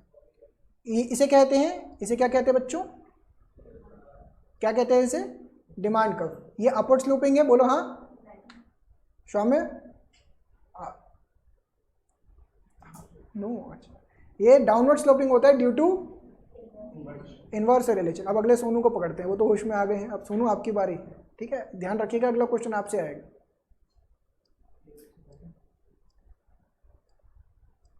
अब देखिए, यहां पे एक पर्टिकुलर प्राइस के ऊपर हमारी इतनी क्वांटिटी निकल के आ रही है, यही बात चल रही है। एक पर्टिकुलर प्राइस के ऊपर हमारी इतनी क्वांटिटी निकल के आ रही है। अब पहले केस के अंदर हम क्या कर रहे हैं, प्राइस को चेंज कर रहे हैं, बट अदर फैक्टर्स क्या है यहाँ पे, कांस्टेंट। तो दो ही चीजें हो सकती हैं, या तो प्राइस इंक्रीज हो सकता है या प्राइस डिक्रीज हो सकता है। कोई तीसरी चीज हो सकती है क्या? नहीं। मतलब ये कांस्टेंट रहेगा, अगर कांस्टेंट रहेगा तो इफेक्ट ही नहीं आएगा कुछ, तो फिर स्टडी क्या कर रहे हैं, तो चेंज ही नहीं हुआ ना कुछ। चेंज की बात तो ये है कि वो इंक्रीज होगा या डिक्रीज, कांस्टेंट रहेगा चेंज नहीं हुआ ना फिर। अब ये देखिए, हमने प्राइस इंक्रीज किया, तो यहाँ पे क्वांटिटी चला जाएगा, और अगर मैं प्राइस डिक्रीज कर दूँ तो यहाँ पे क्वांटिटी चला जाएगा। इस बात से एग्री करते हैं सभी बच्चे? तो अगर मैं इसको डायग्रामेटिकली दिखाऊं, प्राइस बढ़ाने की वजह से हमारा क्वांटिटी कम हो गया। पहले हम ए पॉइंट के ऊपर थे, अब हम बी पॉइंट के ऊपर चले गए। अगर मैं प्राइस बढ़ा रहा हूं तो समझ में आ पा रही है बात? ये समझ में आ पा रही है बात? ये ठीक है ना? और अगर यही मैं प्राइस घटा दूं तो मैं यहां से यहां पे चला गया, ए से सी की तरफ चला गया। इसके टेक्निकल नाम क्या क्या हैं ध्यान से समझिए। इसे बोलते हैं मूवमेंट। अब मैं मूवमेंट क्यों बोलते हैं, क्या बोलते हैं, मैं उसके डिटेल में नहीं लेके जा रहा, सीधा क्रक्स की बात। इसे बोलते हैं movement along the demand curve. पहले इतना समझ में आया? अब इसके फर्दर टर्मिनोलॉजीज क्या होते हैं, 2 मिनट रुकें, पहले यहां तक समझ में आता है। तो मूवमेंट कब होता है सोनू? जब प्राइस में चेंज आता है या अदर फैक्टर्स के अंदर? प्राइस में चेंज। ये तो बच्चा जागा हुआ है, मैं तो ऐसे ही शक कर रहा हूं। दूसरा क्या होता है, दूसरे के अंदर यहां पे क्या चेंज होगा बच्चों? प्राइस सेम रहेगा बट अदर फैक्टर्स के अंदर चेंज आएगा। कैसा चेंज हो सकता है अदर फैक्टर्स में, अच्छा या बुरा? दैट इज फेवरेबल या फिर अनफेवरेबल। फेवरेबल का मतलब क्या होता है, ऐसा चेंज जिसकी वजह से हमारी डिमांड बढ़ रही है, और अनफेवरेबल का मतलब जिसकी वजह से हमारी डिमांड घट रही है। क्या ये समझ में आ पा रहा है? अब देखिए, अगर फेवरेबल चेंज आएगा तो ऑटोमेटिकली डिमांड बढ़ जाएगा, और अगर अनफेवरेबल चेंज होगा तो डिमांड घट जाएगा। प्राइस वही है, ध्यान से देखिए, प्राइस के अंदर तो कोई चेंज नहीं है, प्राइस वही है, प्राइस वही है, बस यहां पे डिमांड कर्व चेंज हो गया। लॉजिक समझिए इसका दोबारा से। प्राइस के अंदर तो कोई चेंज नहीं आने वाला, अदर फैक्टर्स के अंदर ही चेंज आएगा। अगर favourable change in other factors आ रहा है तो इसकी वजह से डिमांड बढ़ जाएगा। फॉर एग्जांपल, आपकी नॉर्मल गुड्स की बात हो रही है और आपकी इनकम बढ़ गई, तो उसी प्राइस पे आप ज़्यादा खरीदना शुरू कर दोगे। समझ पा रहे हैं? तो इसे बोलते हैं राइटवर्ड शिफ्ट और इसे बोलते हैं लेफ्टवर्ड शिफ्ट। सिंपल भाषा के अंदर इस पूरे डायग्राम को बोलते हैं शिफ्टिंग ऑफ डिमांड कर्व। तो अगर सोनू आपसे कोई पूछे कि शिफ्टिंग ऑफ डिमांड कर्व कब होता है, तो आप क्या बोलेंगे? अदर फैक्टर्स की वजह से या प्राइस की वजह से? अदर फैक्टर्स के चेंज होने की वजह से। वेरी गुड, ठीक है ना? तो इसके अंदर फर्दर टेक्निकल टर्म्स क्या आ रहे हैं वो मैं अब इंट्रोड्यूस धीरे धीरे करूंगा। पहले इस चीज को यहां पे थोड़ा सा समझते हैं। अच्छा, इन्होंने डायरेक्टली मैंने लिख दिया ये तो। अच्छा, इसको थोड़ा सा और डिटेल में लेके जाते हैं फिर, ठीक है? अब केस नंबर 1 देखिए, केस नंबर 1 देखिए। जब प्राइस बढ़ रहा है, मुझे बताइए, जब प्राइस बढ़ रहा है, हम ए से बी की तरफ जा रहे हैं, इसके टेक्निकल नाम क्या है? इसे बोलते हैं अपवर्ड मूवमेंट। क्या बोलते हैं? Upward movement. और जब हम ए से बी की तरफ जा रहे हैं तो क्वांटिटी बढ़ रहा है या घट रहा है? घट रहा है। इसे बोलते हैं contraction of demand. Contraction simple काफी। इस पूरे कॉन्सेप्ट को या तो आप मूवमेंट बोल लीजिए, या आप एक और टर्म भी पूछ सकता है examiner, change in quantity demanded. अभी ऑनलाइन वाले बच्चों प्लीज कॉपी करने पे जोर मत मारिएगा, आपको पूरा टाइम मिलेगा कॉपी करने का। This is important concept, copy करने पे जोर नहीं मारना है, समझने पे जोर मारना है। इसका दूसरा केस क्या बन जाता है बच्चों? जब प्राइस गिर रहा है। मुझे बताइए, जब प्राइस गिर रहा होता है तो इसी का उल्टा हो जाएगा। क्या हो जाएगा? डाउनवर्ड मूवमेंट, और कॉन्ट्रैक्शन की जगह एक्सपेंशन। क्या बात है! तो क्या ये सारे की टर्मिनोलॉजी समझ में आए आपको? पहले इस साइड के, जहां पे गोल्डन रूल क्या था कि प्राइस चेंज होगा, अदर फैक्टर्स में चेंज नहीं आएगा, तो ये समझ में आया। इस चीज को पढ़ते हैं नोट्स के थ्रू। ये देखिए, पढ़िए मेरे साथ साथ, कॉन्ट्रैक्शन ऑफ डिमांड। अब कॉन्ट्रैक्शन कब हो रहा है, रिकॉल करने की कोशिश करो, जब प्राइस बढ़ रहा है और अपवर्ड मूवमेंट हो रहा है, ठीक है ना? अदर थिंग्स बीइंग इक्वल, इन्होंने पहले लिख दिया, other things being equal when price rises, ये तो समझ में आता है, as a response quantity demanded decreases. तो जब क्वांटिटी डिमांड डिक्रीज हो रही होती है इसे बोलते हैं contraction. In contraction of demand और एन अपवर्ड मूवमेंट, इसको अपवर्ड मूवमेंट बोलते हैं, ये भी हमने समझ लिया है। कॉन्ट्रैक्शन ऑफ डिमांड बोलते हैं along the same demand curve. तो movement along the same demand curve की बात चल रही है। क्या की वर्डिंग्स दिमाग में जा रहे हैं? अगला आता है expansion of demand. Expansion of demand का मतलब क्या है? When the price falls that quantity demanded increases, it is an extension of demand or downward movement on the same demand curve। Extension बोल लीजिए, एक्सपेंशन बोल लीजिए, बात एक है। तो उसी चीज के की वर्डिंग्स आपको समझ में आए बच्चों? क्लियर हो रहा है? अब इसी तरीके से अब हम इसको पिक करते हैं, फिर मैं आपको ड्रॉ करने का पूरा कॉपी करने का टाइम दूंगा, प्लीज सुनने पे ध्यान दें। इसको शिफ्टिंग इन डिमांड का बोल सकते हैं, या फिर एग्जामिनर इसको ऐसे भी बोल सकता है चेंज इन डिमांड। ध्यान से वर्डिंग्स पिक करिएगा, चेंज इन डिमांड लिखा है और यहां पे क्या लिखा था? Change in quantity demanded. पहला पॉइंट, अगर हमारा फेवरेबल चेंज आएगा, फेवरेबल चेंज की वजह से कहां चला जाएगा? Rightward shift. राइटवर्ड शिफ्ट की तरफ चला जाएगा, राइटवर्ड रेड की तरफ चला जाएगा और डिमांड बढ़ जाएगी। इसे बोलते हैं increase in demand, not expansion. इसे क्या बोलेंगे? Increase in demand. ध्यान रखिएगा, एक्सपेंशन टर्म यहां पे यूज नहीं होगा। एक्सपेंशन टर्म सिर्फ यूज होता है प्राइस के चेंज होने के लिए। फर्क समझ में आ रहा है प्रभात?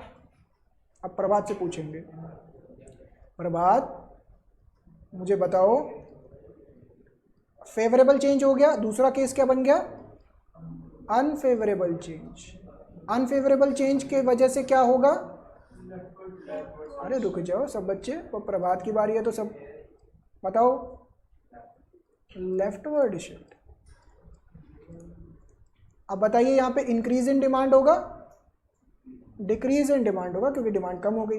क्या यहां पे कॉन्ट्रैक्शन यूज करोगे आप वर्ड? नहीं। तो बच्चों आप ये ध्यान रखिएगा, एग्जाम के अंदर कभी भी आपको एक्सपेंशन या कॉन्ट्रैक्शन यूज कर रखा है वर्ड, वो सिर्फ चेंज इन प्राइस के लिए होता है। अगर इंक्रीज या डिक्रीज यूज कर रखा है तो अदर फैक्टर्स चेंज हो रहे हैं। यहाँ पे इसको एमसीक्यूज में बड़े ट्रिकी तरीके से घुमाया जाता है। इस चीज को पढ़ते हैं, shift in demand curve. The demand curve will shift to the right when there is a rise in income, a rise in price of substitute goods, a fall in the price of complementary good, rise in population, change in taste and preference, favorite। In short, ये पूरी की पूरी line क्या बता रही है? कैसे changes बता रही है बच्चों? फेवरेबल चेंज बता रही है, अनफेवरेबल? फेवरेबल। ये सारे लाइंस क्या बता रहे हैं? ये बता रहे हैं फेवरेबल चेंज। तो दोबारा से पढ़ते हैं, ये क्या कह रहे हैं? The demand curve will shift to the right, rightward shift हो जाएगा when there is favourable change in other factors. The opposite change will effect when left पे शिफ्ट हो जाएगा जब अनफेवरेबल चेंज। सिंपल। किसी को कोई डाउट? क्लियर है यहां तक? अब आप इसको कॉपी कर सकते हैं। इस पूरे को आराम से कॉपी करिएगा बच्चों, फाइनल रिविजन्स चल रही है ये एग्जाम से पहले, तो इसको प्रॉपर तरीके से, गोल्डन रूल है पहले तो, ये दिस इज गोल्डन रूल। एक टाइम पे एक ही चीज़ चेंज होगी, ये रूल है। आप इसको पहले अपने हिसाब से बना लीजिए, फिर मैं नीचे डायग्राम्स दिखाता हूँ। हाँ जी, अभी बता देता हूँ। ऑनलाइन वाले बच्चों किसी को कहीं पे भी कोई डाउट आ रहा हो प्लीज़ टाइप करके मुझे डाउट्स वगैरह भेजते जाइएगा। जैसे ही टाइम मिलेगा मैं बीच में आपके डाउट्स क्लियर करते जाऊँगा।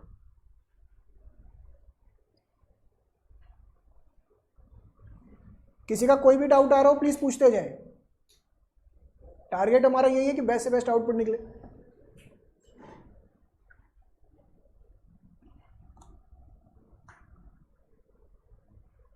सोनू कर दो, पेन लेकर आना भूल गए, दीजिए भाई पेन वैन को, इनको है पड़ा हुआ। शाम में आपका पेन तो इस्तेमाल हो रहा है? नहीं, अच्छा हो रहा है इस्तेमाल। नहीं ये लिख रहे हैं कुछ इससे ना? हाँ ये लिख रहे हैं, चलो आप दे दीजिए। हाँ कर लिख लीजिए सोनू। और कोई बहाना? नहीं बस लिख लीजिए फिर।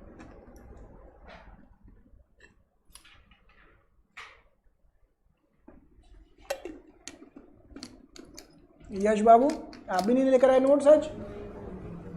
नोट्स लेकर नहीं आए आप? शाबाश, बच्चा अभी भी छुट्टी के मूड में है।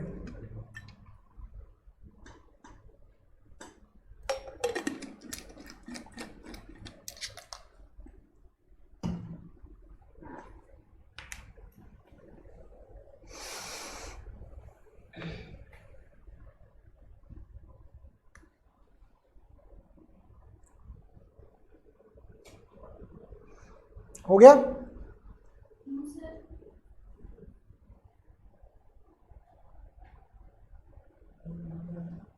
ऑनलाइन वाले बच्चों टाइप करके कंफर्म करें।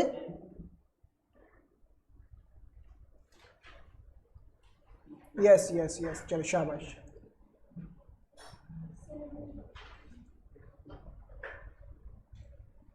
अब इसको बनाएं बच्चों। अपने हिसाब से आप इसको मॉडिफाई कर सकते हैं, जो भी आपको मॉडिफिकेशंस करने हो। श्रुति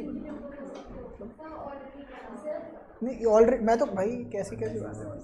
हाँ ये मैं तो खुद ही कह रहा हूँ कि भाई ये सब कुछ बना हुआ है पहले से। ऐसी बात है तो ये तो स्टडी मटेरियल पहले से था आपके पास, पढ़ने की क्या रिक्वायरमेंट थी, कहना था सीधा हो गया।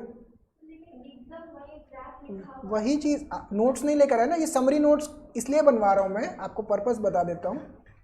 एंड में कभी कभार क्या होता है कि आप जब चैप्टर्स फ्लिप कर रहे होते हैं सभी, आपको पता नहीं लगता कि क्या इंपॉर्टेंट है क्या नहीं है। एक जब 1.5 दिन मिलेगा उस टाइम पे आपको ये नोट्स चाहिए होंगे, तो नोट्स के अंदर अगर ये नहीं लिखा होगा फिर आप दिक्कत आएगी। आप समझ पा रहे हो? कौन कौन नहीं लेकर आया? एक तो ये नहीं लेकर आया, एक सौम्या नहीं लेकर आया, एक यश। काज क्या बात, बनाइए इसको, जगह ढूंढिए ऊपर नीचे कहीं पे, एडजस्ट मारिए, एडजस्ट कर लो बच्चों डायग्राम थोड़ा सा। अच्छा, एक मेरे पास डाउट आया था बच्चे का, क्या डाउट था श्रुति आपका बताएं जरा। अच्छा देखिए, क्वांटिटी डिमांडेड और डिमांड का मतलब, इन्होंने मुझसे ये डाउट पूछा है कि सर यहाँ पे तो आपने लिखा चेंज इन क्वांटिटी डिमांडेड और यहाँ पे आपने लिखा चेंज इन डिमांड, इन दोनों में फ़र्क क्या है? पहले तो थ्योरेटिकल फ़र्क समझ लेते हैं। थ्योरेटिकल फ़र्क ये है कि चेंज इन क्वांटिटी डिमांडेड तब बोलते हैं आप जब चेंज इन प्राइस होता है, सिर्फ ऊपर नीचे जब चेंज मूवमेंट हो रहा होता है। और चेंज इन डिमांड तब होता है जब अदर फैक्टर्स के अंदर हो रहा हो, शिफ्टिंग हो रही हो। इसके अंदर आप ऐसा समझने की कोशिश करो, इसके अंदर फ़र्क ऐसा है कि यहाँ पे क्या हो रहा है, घर वही है, बस आपका कमरा ऊपर नीचे कर रहे हैं। और यहाँ पे क्या है कि घर ही बदल गया। समझ पा रहे हो? जैसे एक होता है कि घर वही है, आपका कमरा ऊपर नीचे पहुँचा दिया। यहाँ पे क्या हो रहा है कि घर ही चेंज हो गया। अब पहले आप नोएडा रह रहे थे, अब कहीं और रह रहे हो। जैसे यहाँ पे क्या हो रहा है कि कंज्यूमर का लेवल ऑफ कंजम्पशन वही है, बस प्राइस के इंक्रीज डिक्रीज होने से वो क्वांटिटी थोड़ा कम या ज़्यादा परचेज कर रहा है। और यहाँ पे क्या है कि उसका level of consumption he change हो गया। समझ पा रहे फर्क श्रुति? इसके अंदर तो लेवल ही बदल गया ना। जैसे उसकी इनकम बढ़ी, तो इनकम बढ़ने से उसकी चीज़ों की डिमांड ऑटोमेटिकली बढ़ जाएंगी, तो डिमांड का लेवल ही चेंज हो गया। यहाँ पे क्या हो रहा है कि सिर्फ उसकी मतलब प्राइस की वजह से फ्लक्चुएशन आया है, डिमांड का लेवल वही है। करिए इसको कॉपी बच्चों, जैसी ये वाली साइड कॉपी हो जाए मुझे बताएं।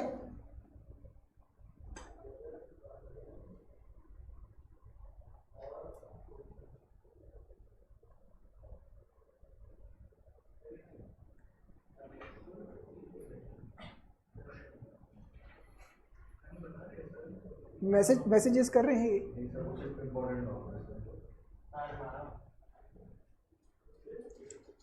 चलिए ये वाला हिस्सा डन। चलिए ये वाला हिस्सा करें। कीवर्ड जरूर लिखें बच्चों, ताकि आपको याद रहे। कीवर्ड्स सारे के सारे याद रहने चाहिए, यही आपके एमसीक्यूज में तंग करेंगे आपको। बनाएं इसको प्रॉपरली। लास्ट रिवीजन है, थोड़ी सी मेहनत मार लेंगे, एक एक नंबर से फर्क पड़ जाएगा आपको, मैं बता रहा हूँ। कई बच्चों को मैंने देखा है कि एकदम 2 नंबर एक्स्ट्रा आ जाते, फाउंडेशन क्लियर हो जाता, 2-2 नंबर। ये वो 2 नंबर आपके फ़र्क हो सकता है पढ़ रहा हो।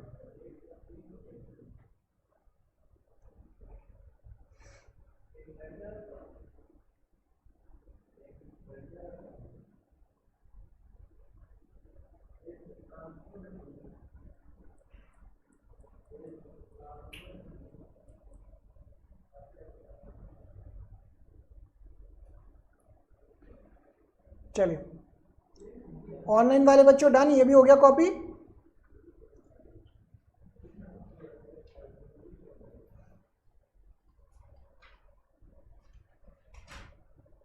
डन।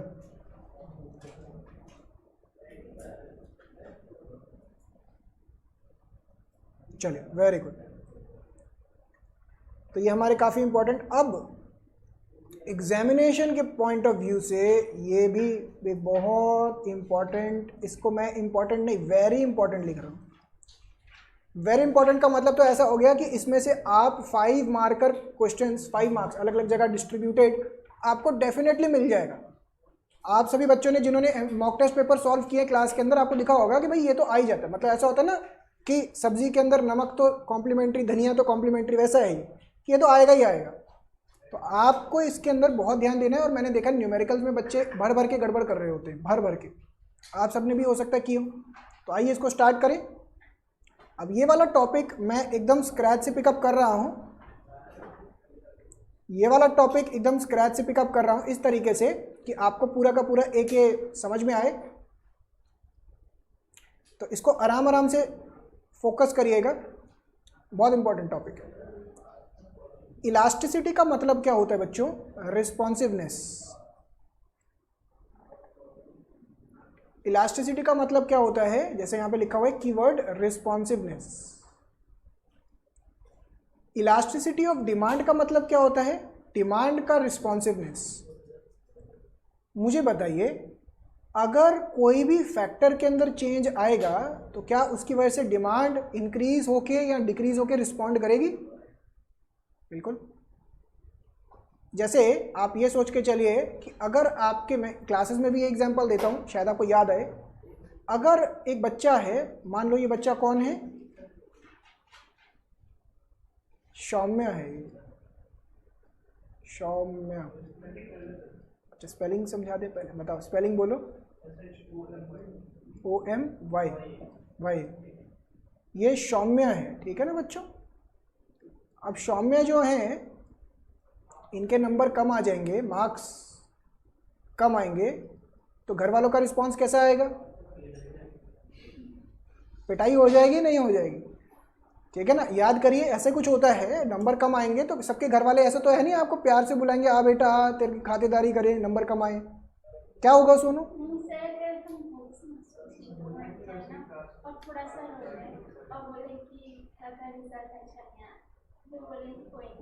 कोई नहीं, हाँ तभी बिगड़ गए हैं आप। ठीक है सोनू, बताओ, आप बताओ, अगर नंबर कम आते हैं तो क्या होगा? घर पे प्यार से बुलाया जाएगा घर में या पिटाई होगी? अच्छा, बच्चे कह रहे हैं बुलाया प्यार से जाएगा, उसके बाद हम बाहर कैसे आते हैं उसके बारे में नहीं पता है। ठीक है, तो इलास्टिसिटी ऑफ डिमांड का मतलब यही होता है भाई, रिस्पॉन्सिवनेस कैसा है कि आपकी डिमांड कैसे रिस्पॉन्ड कर रही है। बचपन में आपको यही सिखाया जाता है कि एक ही तरीके का इलास्टिसिटी होता है, that is price elasticity of demand. ऐसा आपको माइक्रो इकोनॉमिक्स क्लास 11th या 12th में सिखाया गया होगा। बट आपके लेवल के ऊपर ये ध्यान रखिएगा, 4 तरीके की इलास्टिसिटी आपके सिलेबस में है, जिनमें से ये 3 इलास्टिसिटी बहुत इंपॉर्टेंट है। न्यूमेरिकल्स आएंगे तो इन तीनों में से ही आएंगे, इसके ऊपर न्यूमेरिकल्स आने के चांसेस ना के बराबर है। तो इलास्टिसिटी मेजरली 3 तरीके की आपको ध्यान में रखनी है, price, income, cross. Elasticity of demand का मतलब क्या है बच्चों? Percentage change in quantity demanded divided by percentage change in factors affecting demand. ठीक है ना?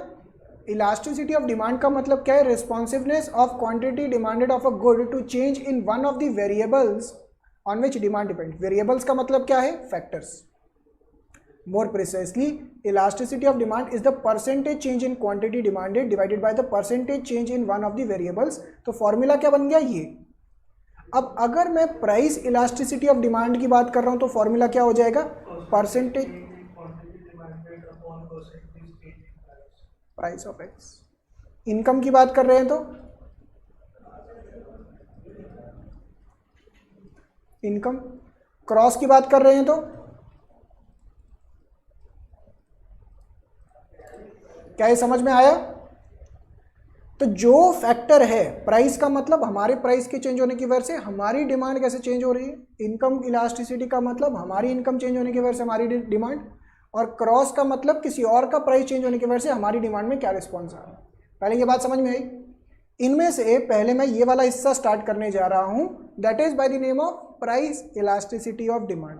किसी बच्चे को यहाँ तक कोई डाउट है? ऑनलाइन वाले बच्चों बताएं, यस और नो। यहाँ तक कोई डाउट है? No. Khushi Agarwal, no no no no. आज हमारे बच्चे सुस्त पड़े हुए हैं, लेकिन देखिए सुस्त है, नो। पूजा, नो। ओके, अब इसको समझें बड़े ही डिटेल के अंदर। आइए, ये इंपॉर्टेंट टॉपिक है, इसके ऊपर न्यूमेरिकल आने के 100% चांस। तो पहले मैं इसके अंदर पिक करने जा रहा हूँ। अच्छा, ये रहे टाइप्स ऑफ इलास्टिसिटीज। इसके अंदर ज़्यादा डिटेल नहीं डाली हुई मैंने। 1 मिनट रुकिएगा बच्चों, मुझे देखने दो। एडवर्टाइजिंग ये हो गया, डिमांड फोरकास्टिंग, हाँ इसके अंदर डिटेल नहीं है, तो मैं इसके अंदर डिटेलिंग में करवाता हूँ। फिर इसको ना डिटेल में लेके जाना पड़ेगा। चलिए आइए इसको डिटेल में लेके चलते हैं, जैसे हमने क्लासेस के दौरान किया था। अब ना लिखना नहीं है, सुनने में फोकस करना है, फिर आपको लिखवाया जाएगा। बच्चों, एक होता है प्राइस इलास्टिसिटी ऑफ डिमांड। यश मुझे बताएंगे प्राइस इलास्टिसिटी ऑफ डिमांड का फॉर्मूला क्या हो गया? Percentage change in divided by percentage change in price. मतलब हमारा प्राइस चेंज होने की वजह से हमारी डिमांड में कैसा चेंज आ रहा है, इसको बोलते हैं परसेंटेज मेथड। लिखना नहीं है बच्चों, सुनने पे ध्यान देना है। इसको बोलते हैं परसेंटेज मेथड। प्राइस इलास्टिसिटी निकालने के और भी तरीके होते हैं, जैसे दूसरा तरीका क्या है हमारा, आर्क मेथड, जिसे हम एक और नाम से जानते हैं मिड पॉइंट मेथड। नहीं सॉरी, हाँ mid point, yes mid point method.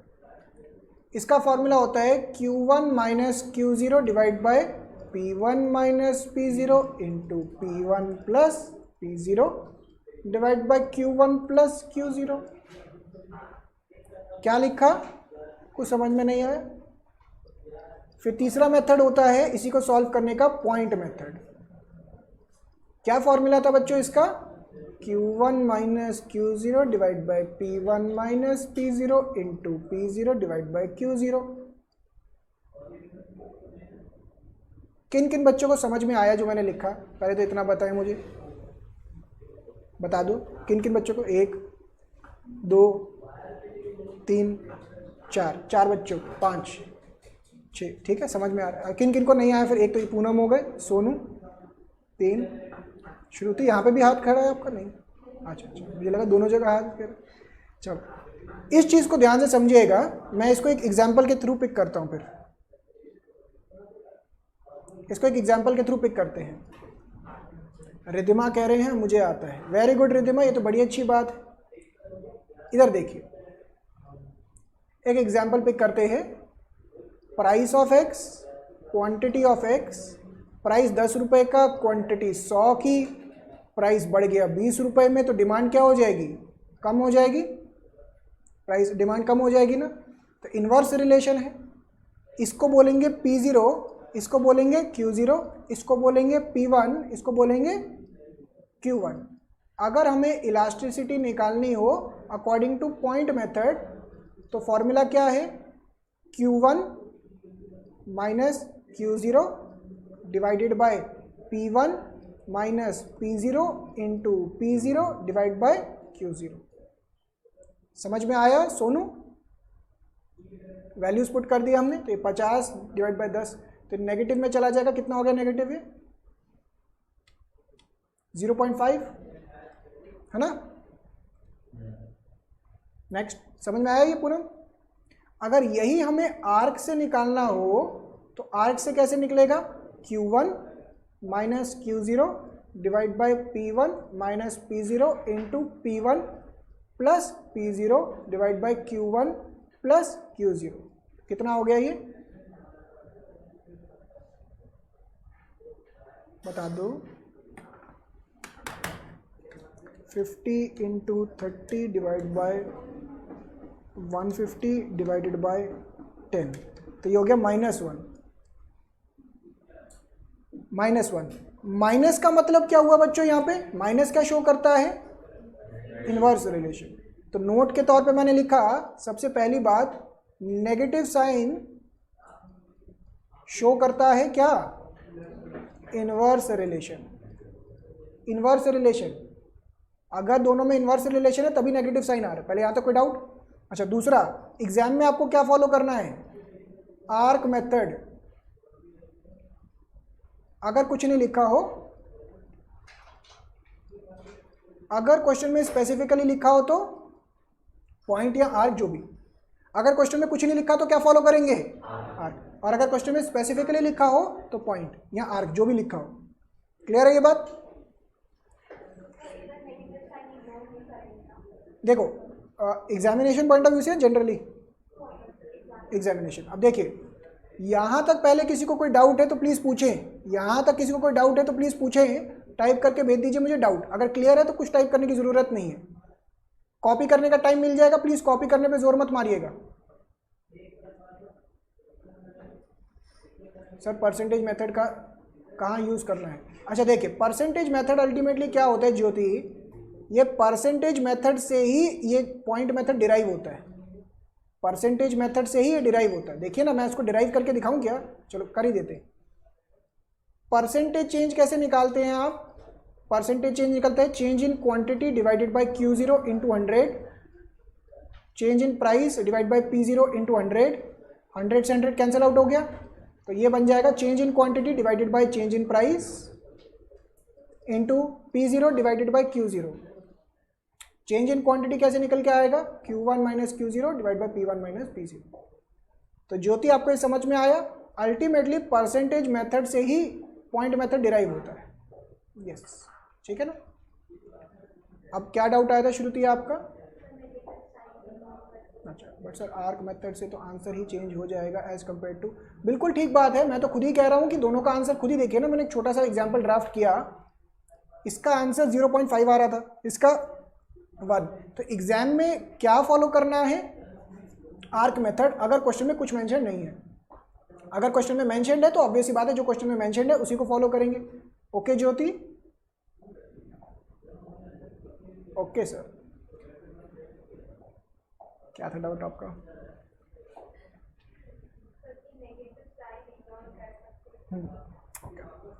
जब भी आपके डाउट पे आता है वो कुछ और आ जाता है ना। हाँ, बच्चे का डाउट मेरे सामने ये आ रहा है कि sir price elasticity of demand निकालते वक्त आप नेगेटिव साइन को इग्नोर कर सकते हैं, यस और नो?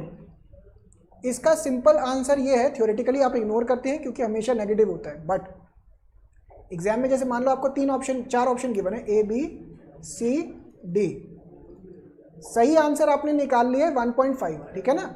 सही आंसर 1.5 है, चाहे आर को चाहे पॉइंट।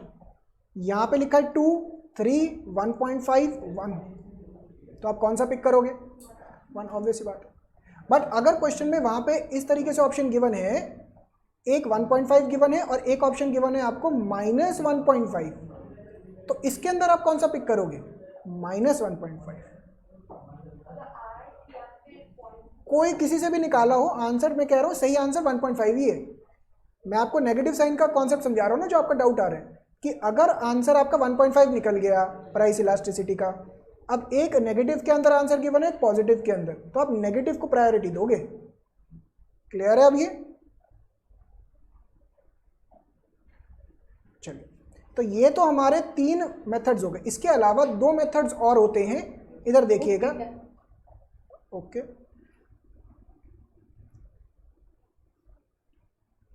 चलिए ओके। अगला आ गया हमारा ज्योमेट्रिक मेथड। ज्योमेट्रिक मेथड, और एक और होता है टोटल एक्सपेंडिचर मेथड। मेरे को याद है जब मैंने आप बच्चों का टेस्ट लिया था, इतने डाउट आए थे किस पे? टोटल एक्सपेंडिचर पे। बच्चों को समझ ही ना है ये क्या लिख दिया यहाँ पे, तो आप ध्यान से समझ लीजिएगा। तो ज्योमेट्रिक मेथड क्या होता है बच्चों? Upper segment divided by lower segment. इस चीज़ को समझने के लिए आपको एक डायग्राम बनाना बड़ा ज़रूरी है। तो डायग्राम मैं बना के इधर समझाता हूँ, इधर फोकस करिएगा और ध्यान से देखिएगा। एक स्ट्रेट लाइन डिमांड कर्व बनाया हमने, जो किसको टच कर रहा है? एक्स एक्सिस और वाई एक्सिस को। एक straight line demand curve x और वाई एक्सिस को टच कर रहा है। एक मिड पॉइंट हो गया ये, एक ये पॉइंट, एक यहाँ पे, एक यहाँ पे। तो मैंने अलग अलग पॉइंट्स दे दिए A B C D E. अब ए पॉइंट पे जब मुझे इलास्टिसिटी निकालनी है तो इसका अपर सेगमेंट तो हो गया ए ई, बट लोअर सेगमेंट 0 है। मैंने उल्टा कर दिया क्या?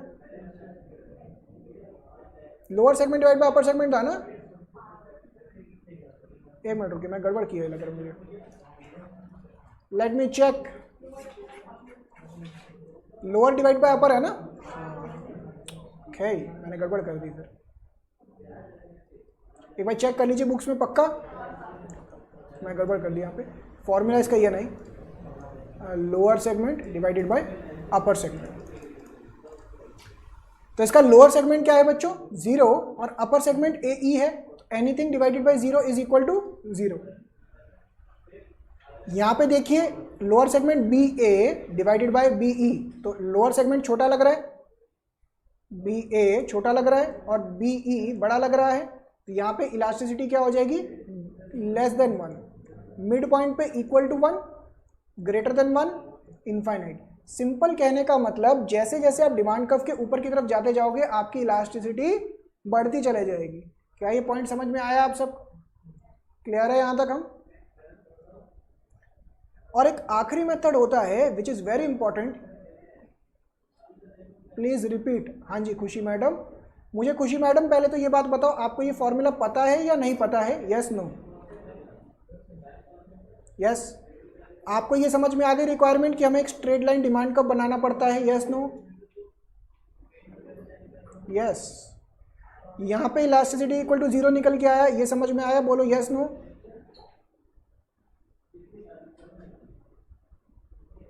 बोलो यस। अरे बचा क्या भाई? ये लेस देन 1 निकल के आया, बोलो यस नो। नो? अच्छा अच्छा। पॉइंट बी के ऊपर ऑब्जर्व करें, इसका लोअर सेगमेंट कितना है? लोअर सेगमेंट कितना है? B A divided by upper segment कितना है? B E. तो मुझे बताइए बी ए बड़ा है, छोटा है, और बी ई बड़ा है, तो ऑब्वियस ही बात है लेस देन 1 आएगा ना आंसर। खुशी? ओके ओके, चलिए तो बाकी भी इसी तरीके से। और किसी बच्चे को कोई डाउट जियोमेट्रिक मेथड के अंदर? क्लियर है यहां तक हम? नेक्स्ट अगला मेथड क्या आता है बच्चों हमारा? Total expenditure method. अब मुझे ये बात बताओ, थोड़ा सा पूरा डिटेल में लेके जाऊं इसको या ऊपर ऊपर से रिपीट कर दें? हैं? बोलो। देख लो आखिरी बारी हो रहा है, ये ना हो कि बाद में आप बोलेंगे सर डिटेल में करवा दो। अगर आपको लग रहा है तो मुझे बता दो, लास्ट टाइम ही ऑलमोस्ट हो रहा है, ये रिविजन्स चल रहे हैं हमारे, डिटेल चाहिए।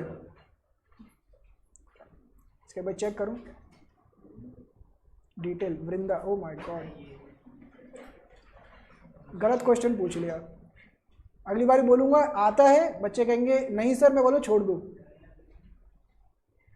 एक भाई चेक कर लो इसका कुछ एक्सप्लेनेशन वगैरह लिखा हुआ है यहाँ पे?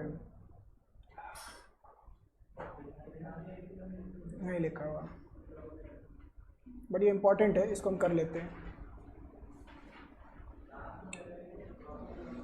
आइए इसको डिटेल में लेके चलते फिर।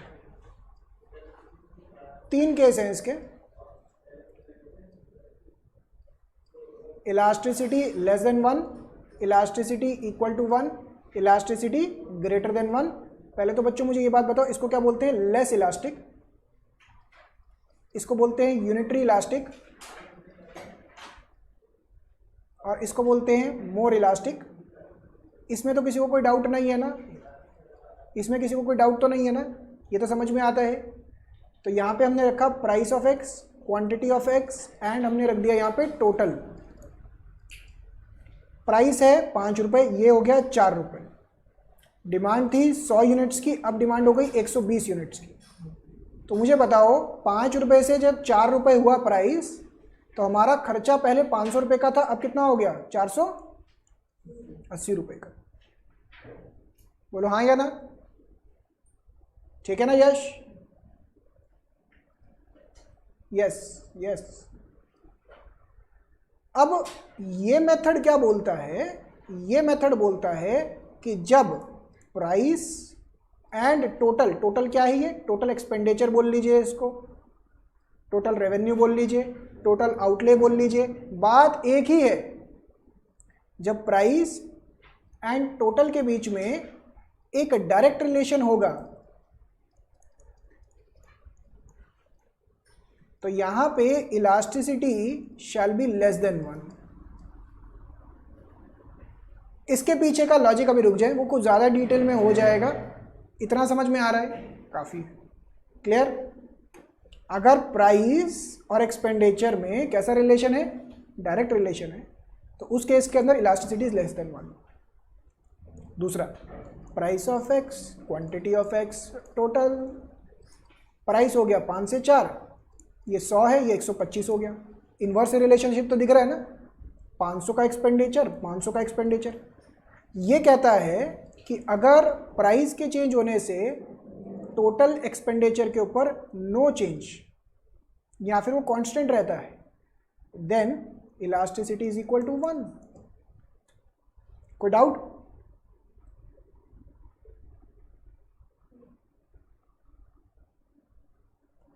तीसरा, price of X, quantity of X, total 5, 4, 100, इसको 130, 500 और ये कितना हो गया 520। प्राइस गिरने की वजह से एक्सपेंडिचर बढ़ गया। जब प्राइस एंड एक्सपेंडिचर के बीच में कैसा रिलेशन हो, इनवर्स रिलेशन हो, तो यहां पे इलास्टिसिटी इज ग्रेटर देन 1। क्या ये क्लियर हुआ प्रभात? क्लियर है? इसके अंदर ना जब आपको रेगुलर क्लासेस करवाई गई होंगी तो मैंने इस कॉन्सेप्ट को और डिटेल में लेकर गया हूं, और ज़्यादा। अगर आपको इससे भी ज़्यादा डिटेल में जाना है तो वो लेक्चर्स देख लें, आपको बेटर रहेगा। बट इतना जितना मैंने करवाया इससे आपका एक बेसिक लेवल तो अचीव हो जाएगा। क्या ये बात समझ में आ पा रही है आपको? बोलो यस और नो। क्लियर है यहां तक हम? Okay, yes. तो ये सारा का सारा आपका price elasticity of demand cover करता है। अभी मैं कॉपी करने का टाइम देता हूं, इधर देखिएगा, पढ़िए मेरे साथ साथ। Price elasticity of demand refers to, क्या लिखा हुआ है, percentage change in quantity demanded of the commodity as a result of percentage change in price of the commodity. The demand curve slopes downwards to the right, the sign of price elasticity is negative. Negative होगा। श्रुति का doubt यहां पे आ गया। Normally ignore the negative sign of elasticity and concentrate on coefficient. Examination point of view से मैंने आपको समझा दिया है क्या करना है। Greater the absolute coefficient greater the price elasticity. मतलब जितना ज़्यादा वैल्यू होगा, जैसे 1, 2, 3, 4, तो 4 की सबसे ज़्यादा इलास्टिसिटी है, सबसे ज़्यादा रिस्पॉन्सिव है। Symbolically percentage change in quantity divide by percentage change in price. 5 तरीके का इलास्टिसिटी होता है बच्चों, 5 तरीके का। क्या क्या है? Perfectly inelastic equal to 0, less than 1 inelastic, यहाँ से सिंपली लिख लीजिए साथ साथ में, लेस इलास्टिक भी बोलते हैं। ये वर्डिंग्स लिख लें बच्चों साथ साथ में। जहाँ पे percentage change in quantity is less than percentage change in price. इसके रिगार्डिंग वर्डिंग कैसे आ सकता है? It is parallel to Y axis, या फिर इसको ऐसे वर्टिकल भी बोला जा सकता है, वर्टिकल।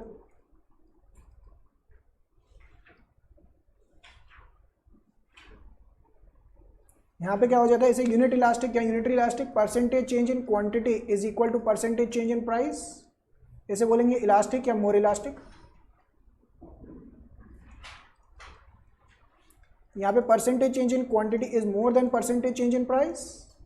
परफेक्टली इलास्टिक, इसको हम बोल सकते हैं पैरेलल टू एक्स एक्सिस, या फिर हॉरिजॉन्टल लाइन होती है, हॉरिजॉन्टल।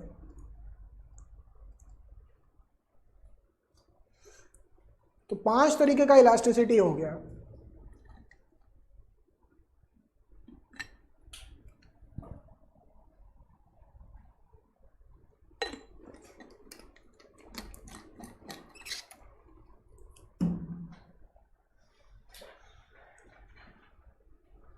हाँ जी ज्योति मैडम बोलो भाई, क्वेश्चन के लिए तो मना ही नहीं है। जो डाउट है पूछते जाएं, इसी के लिए तो आपके सेशंस रखे हैं ये। सर एक्चुअली क्वेश्चन मेरा ये था, अगर डेफिनेशन ही कह रही है कि plus elasticity percentage change in price, मतलब परसेंटेज चेंज से हम मेजर करते हैं, आप कह रहे हो आप मेथड यूज करना, बिकॉज उससे तो हमारा इलास्टिसिटी ही चेंज हो जाएगा ना, ऐसा क्यों? मैं ये पूछा। अच्छा, तो आपका डाउट तो बिल्कुल जेन्युइन डाउट है, मैं अभी समझाता हूँ। ये हो गया कॉपी। अब बच्चों प्राइस इलास्टिसिटी का जो इतना ज़्यादा मैंने टाइम लगा के आपको समझाया, अब कॉपी करना पड़ेगा, क्योंकि ये आपको अल्टीमेटली लास्ट में समरी में हेल्प करेगा। क्लासेस के दौरान भी मैंने आपको ये सारा कुछ चार्ट्स वगैरह बनवा रखे हैं, बट मुझे पता है बच्चों ने वो खोले नहीं होंगे चार्ट्स उसके बाद। सही बात है, अच्छा एकदम श्योरिटी के साथ, कितने कॉन्फिडेंस के साथ, ये मुझे पता है। तो आपने क्या करना है, इसको वहाँ पे कहीं पे ऐसे ड्रॉ करें या ऐसे लिखें ताकि आपको ये लास्ट मिनट रिवीजन करने में हेल्प कर सके। मैंने सारी इंपॉर्टेंट बातें यहाँ पे लिख दी हैं, एक एग्जाम्पल भी ड्राफ्ट कर दिया। भाई इससे ज़्यादा रिवीजन लास्ट मोमेंट पे मुझे नहीं लगता कुछ होगी। बाकी तो आपके जितने मॉक टेस्ट पेपर आप करेंगे वो प्रैक्टिस काम आती है, तो इसको करें, कॉपी करना शुरू करें। इसके लिए पूरी जगह चाहिए होगी, तो कई अच्छी जगह ढूंढ लीजिए। ये बहुत लंबा चौड़ा कॉन्सेप्ट है, लिखिए इसको। तब तक मैं, ज्योति आप इसको कॉपी कर रहे हैं या आपका कॉपी हो गया है, मतलब कैसे है?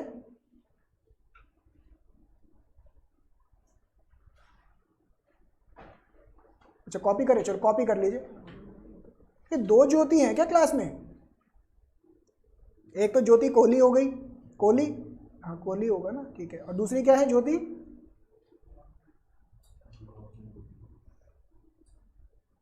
यादव। अच्छा चलो बहुत बढ़िया। तो ये ज्योति कोहली का डाउट है ना, मैं अभी क्लियर कर देता हूँ। अगर आर्क मेथड और पॉइंट मेथड दोनों ऑप्शन में गिवन है तो क्या चूज करना है for examination point of view? भाई दोनों में से अगर कुछ ना लिखा हो क्वेश्चन के अंदर, मैंने अभी अभी लिखवाया आपको, अगर क्वेश्चन में कुछ नहीं लिखा हो कौन सा मेथड फॉलो करना है, तो आर्क मेथड से आंसर पहले निकालें, उससे 99% ऑफ द टाइम मैच हो जाता है। आप सबने टेस्ट के दौरान भी देखा होगा कि पहले आर्क मेथड को प्रायोरिटी देना है, आर्क मेथड से अगर आंसर मैच नहीं हो रहा फिर पॉइंट निकालना है। अगर क्वेश्चन में स्पेसिफाई कर रखा है ज्योति यादव कि आपको कौन से मेथड से करना है, फिर तो आपका ऑब्वियस सी बात है उसी से करना पड़ेगा।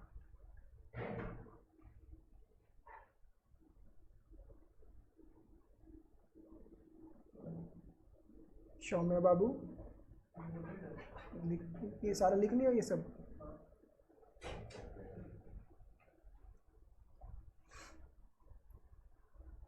ज्योति कोहली जैसे आप लिख लेंगे, एक बार सभी कॉपी कर ले, फिर मैं आपका डाउट एंटरटेन करता हूं।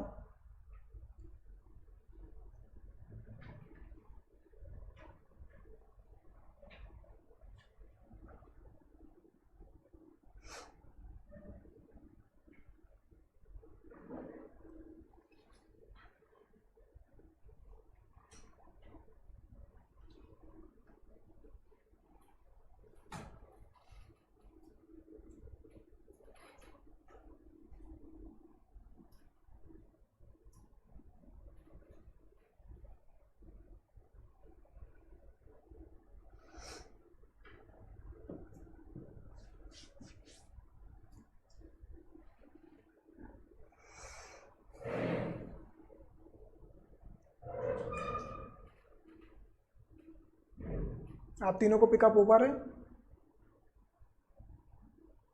प्रशांत आपको पिकअप हो रहा है? प्रशांत नहीं सॉरी नाम, प्रथम, यस प्रथम पिकअप हो रहा है? प्रशांत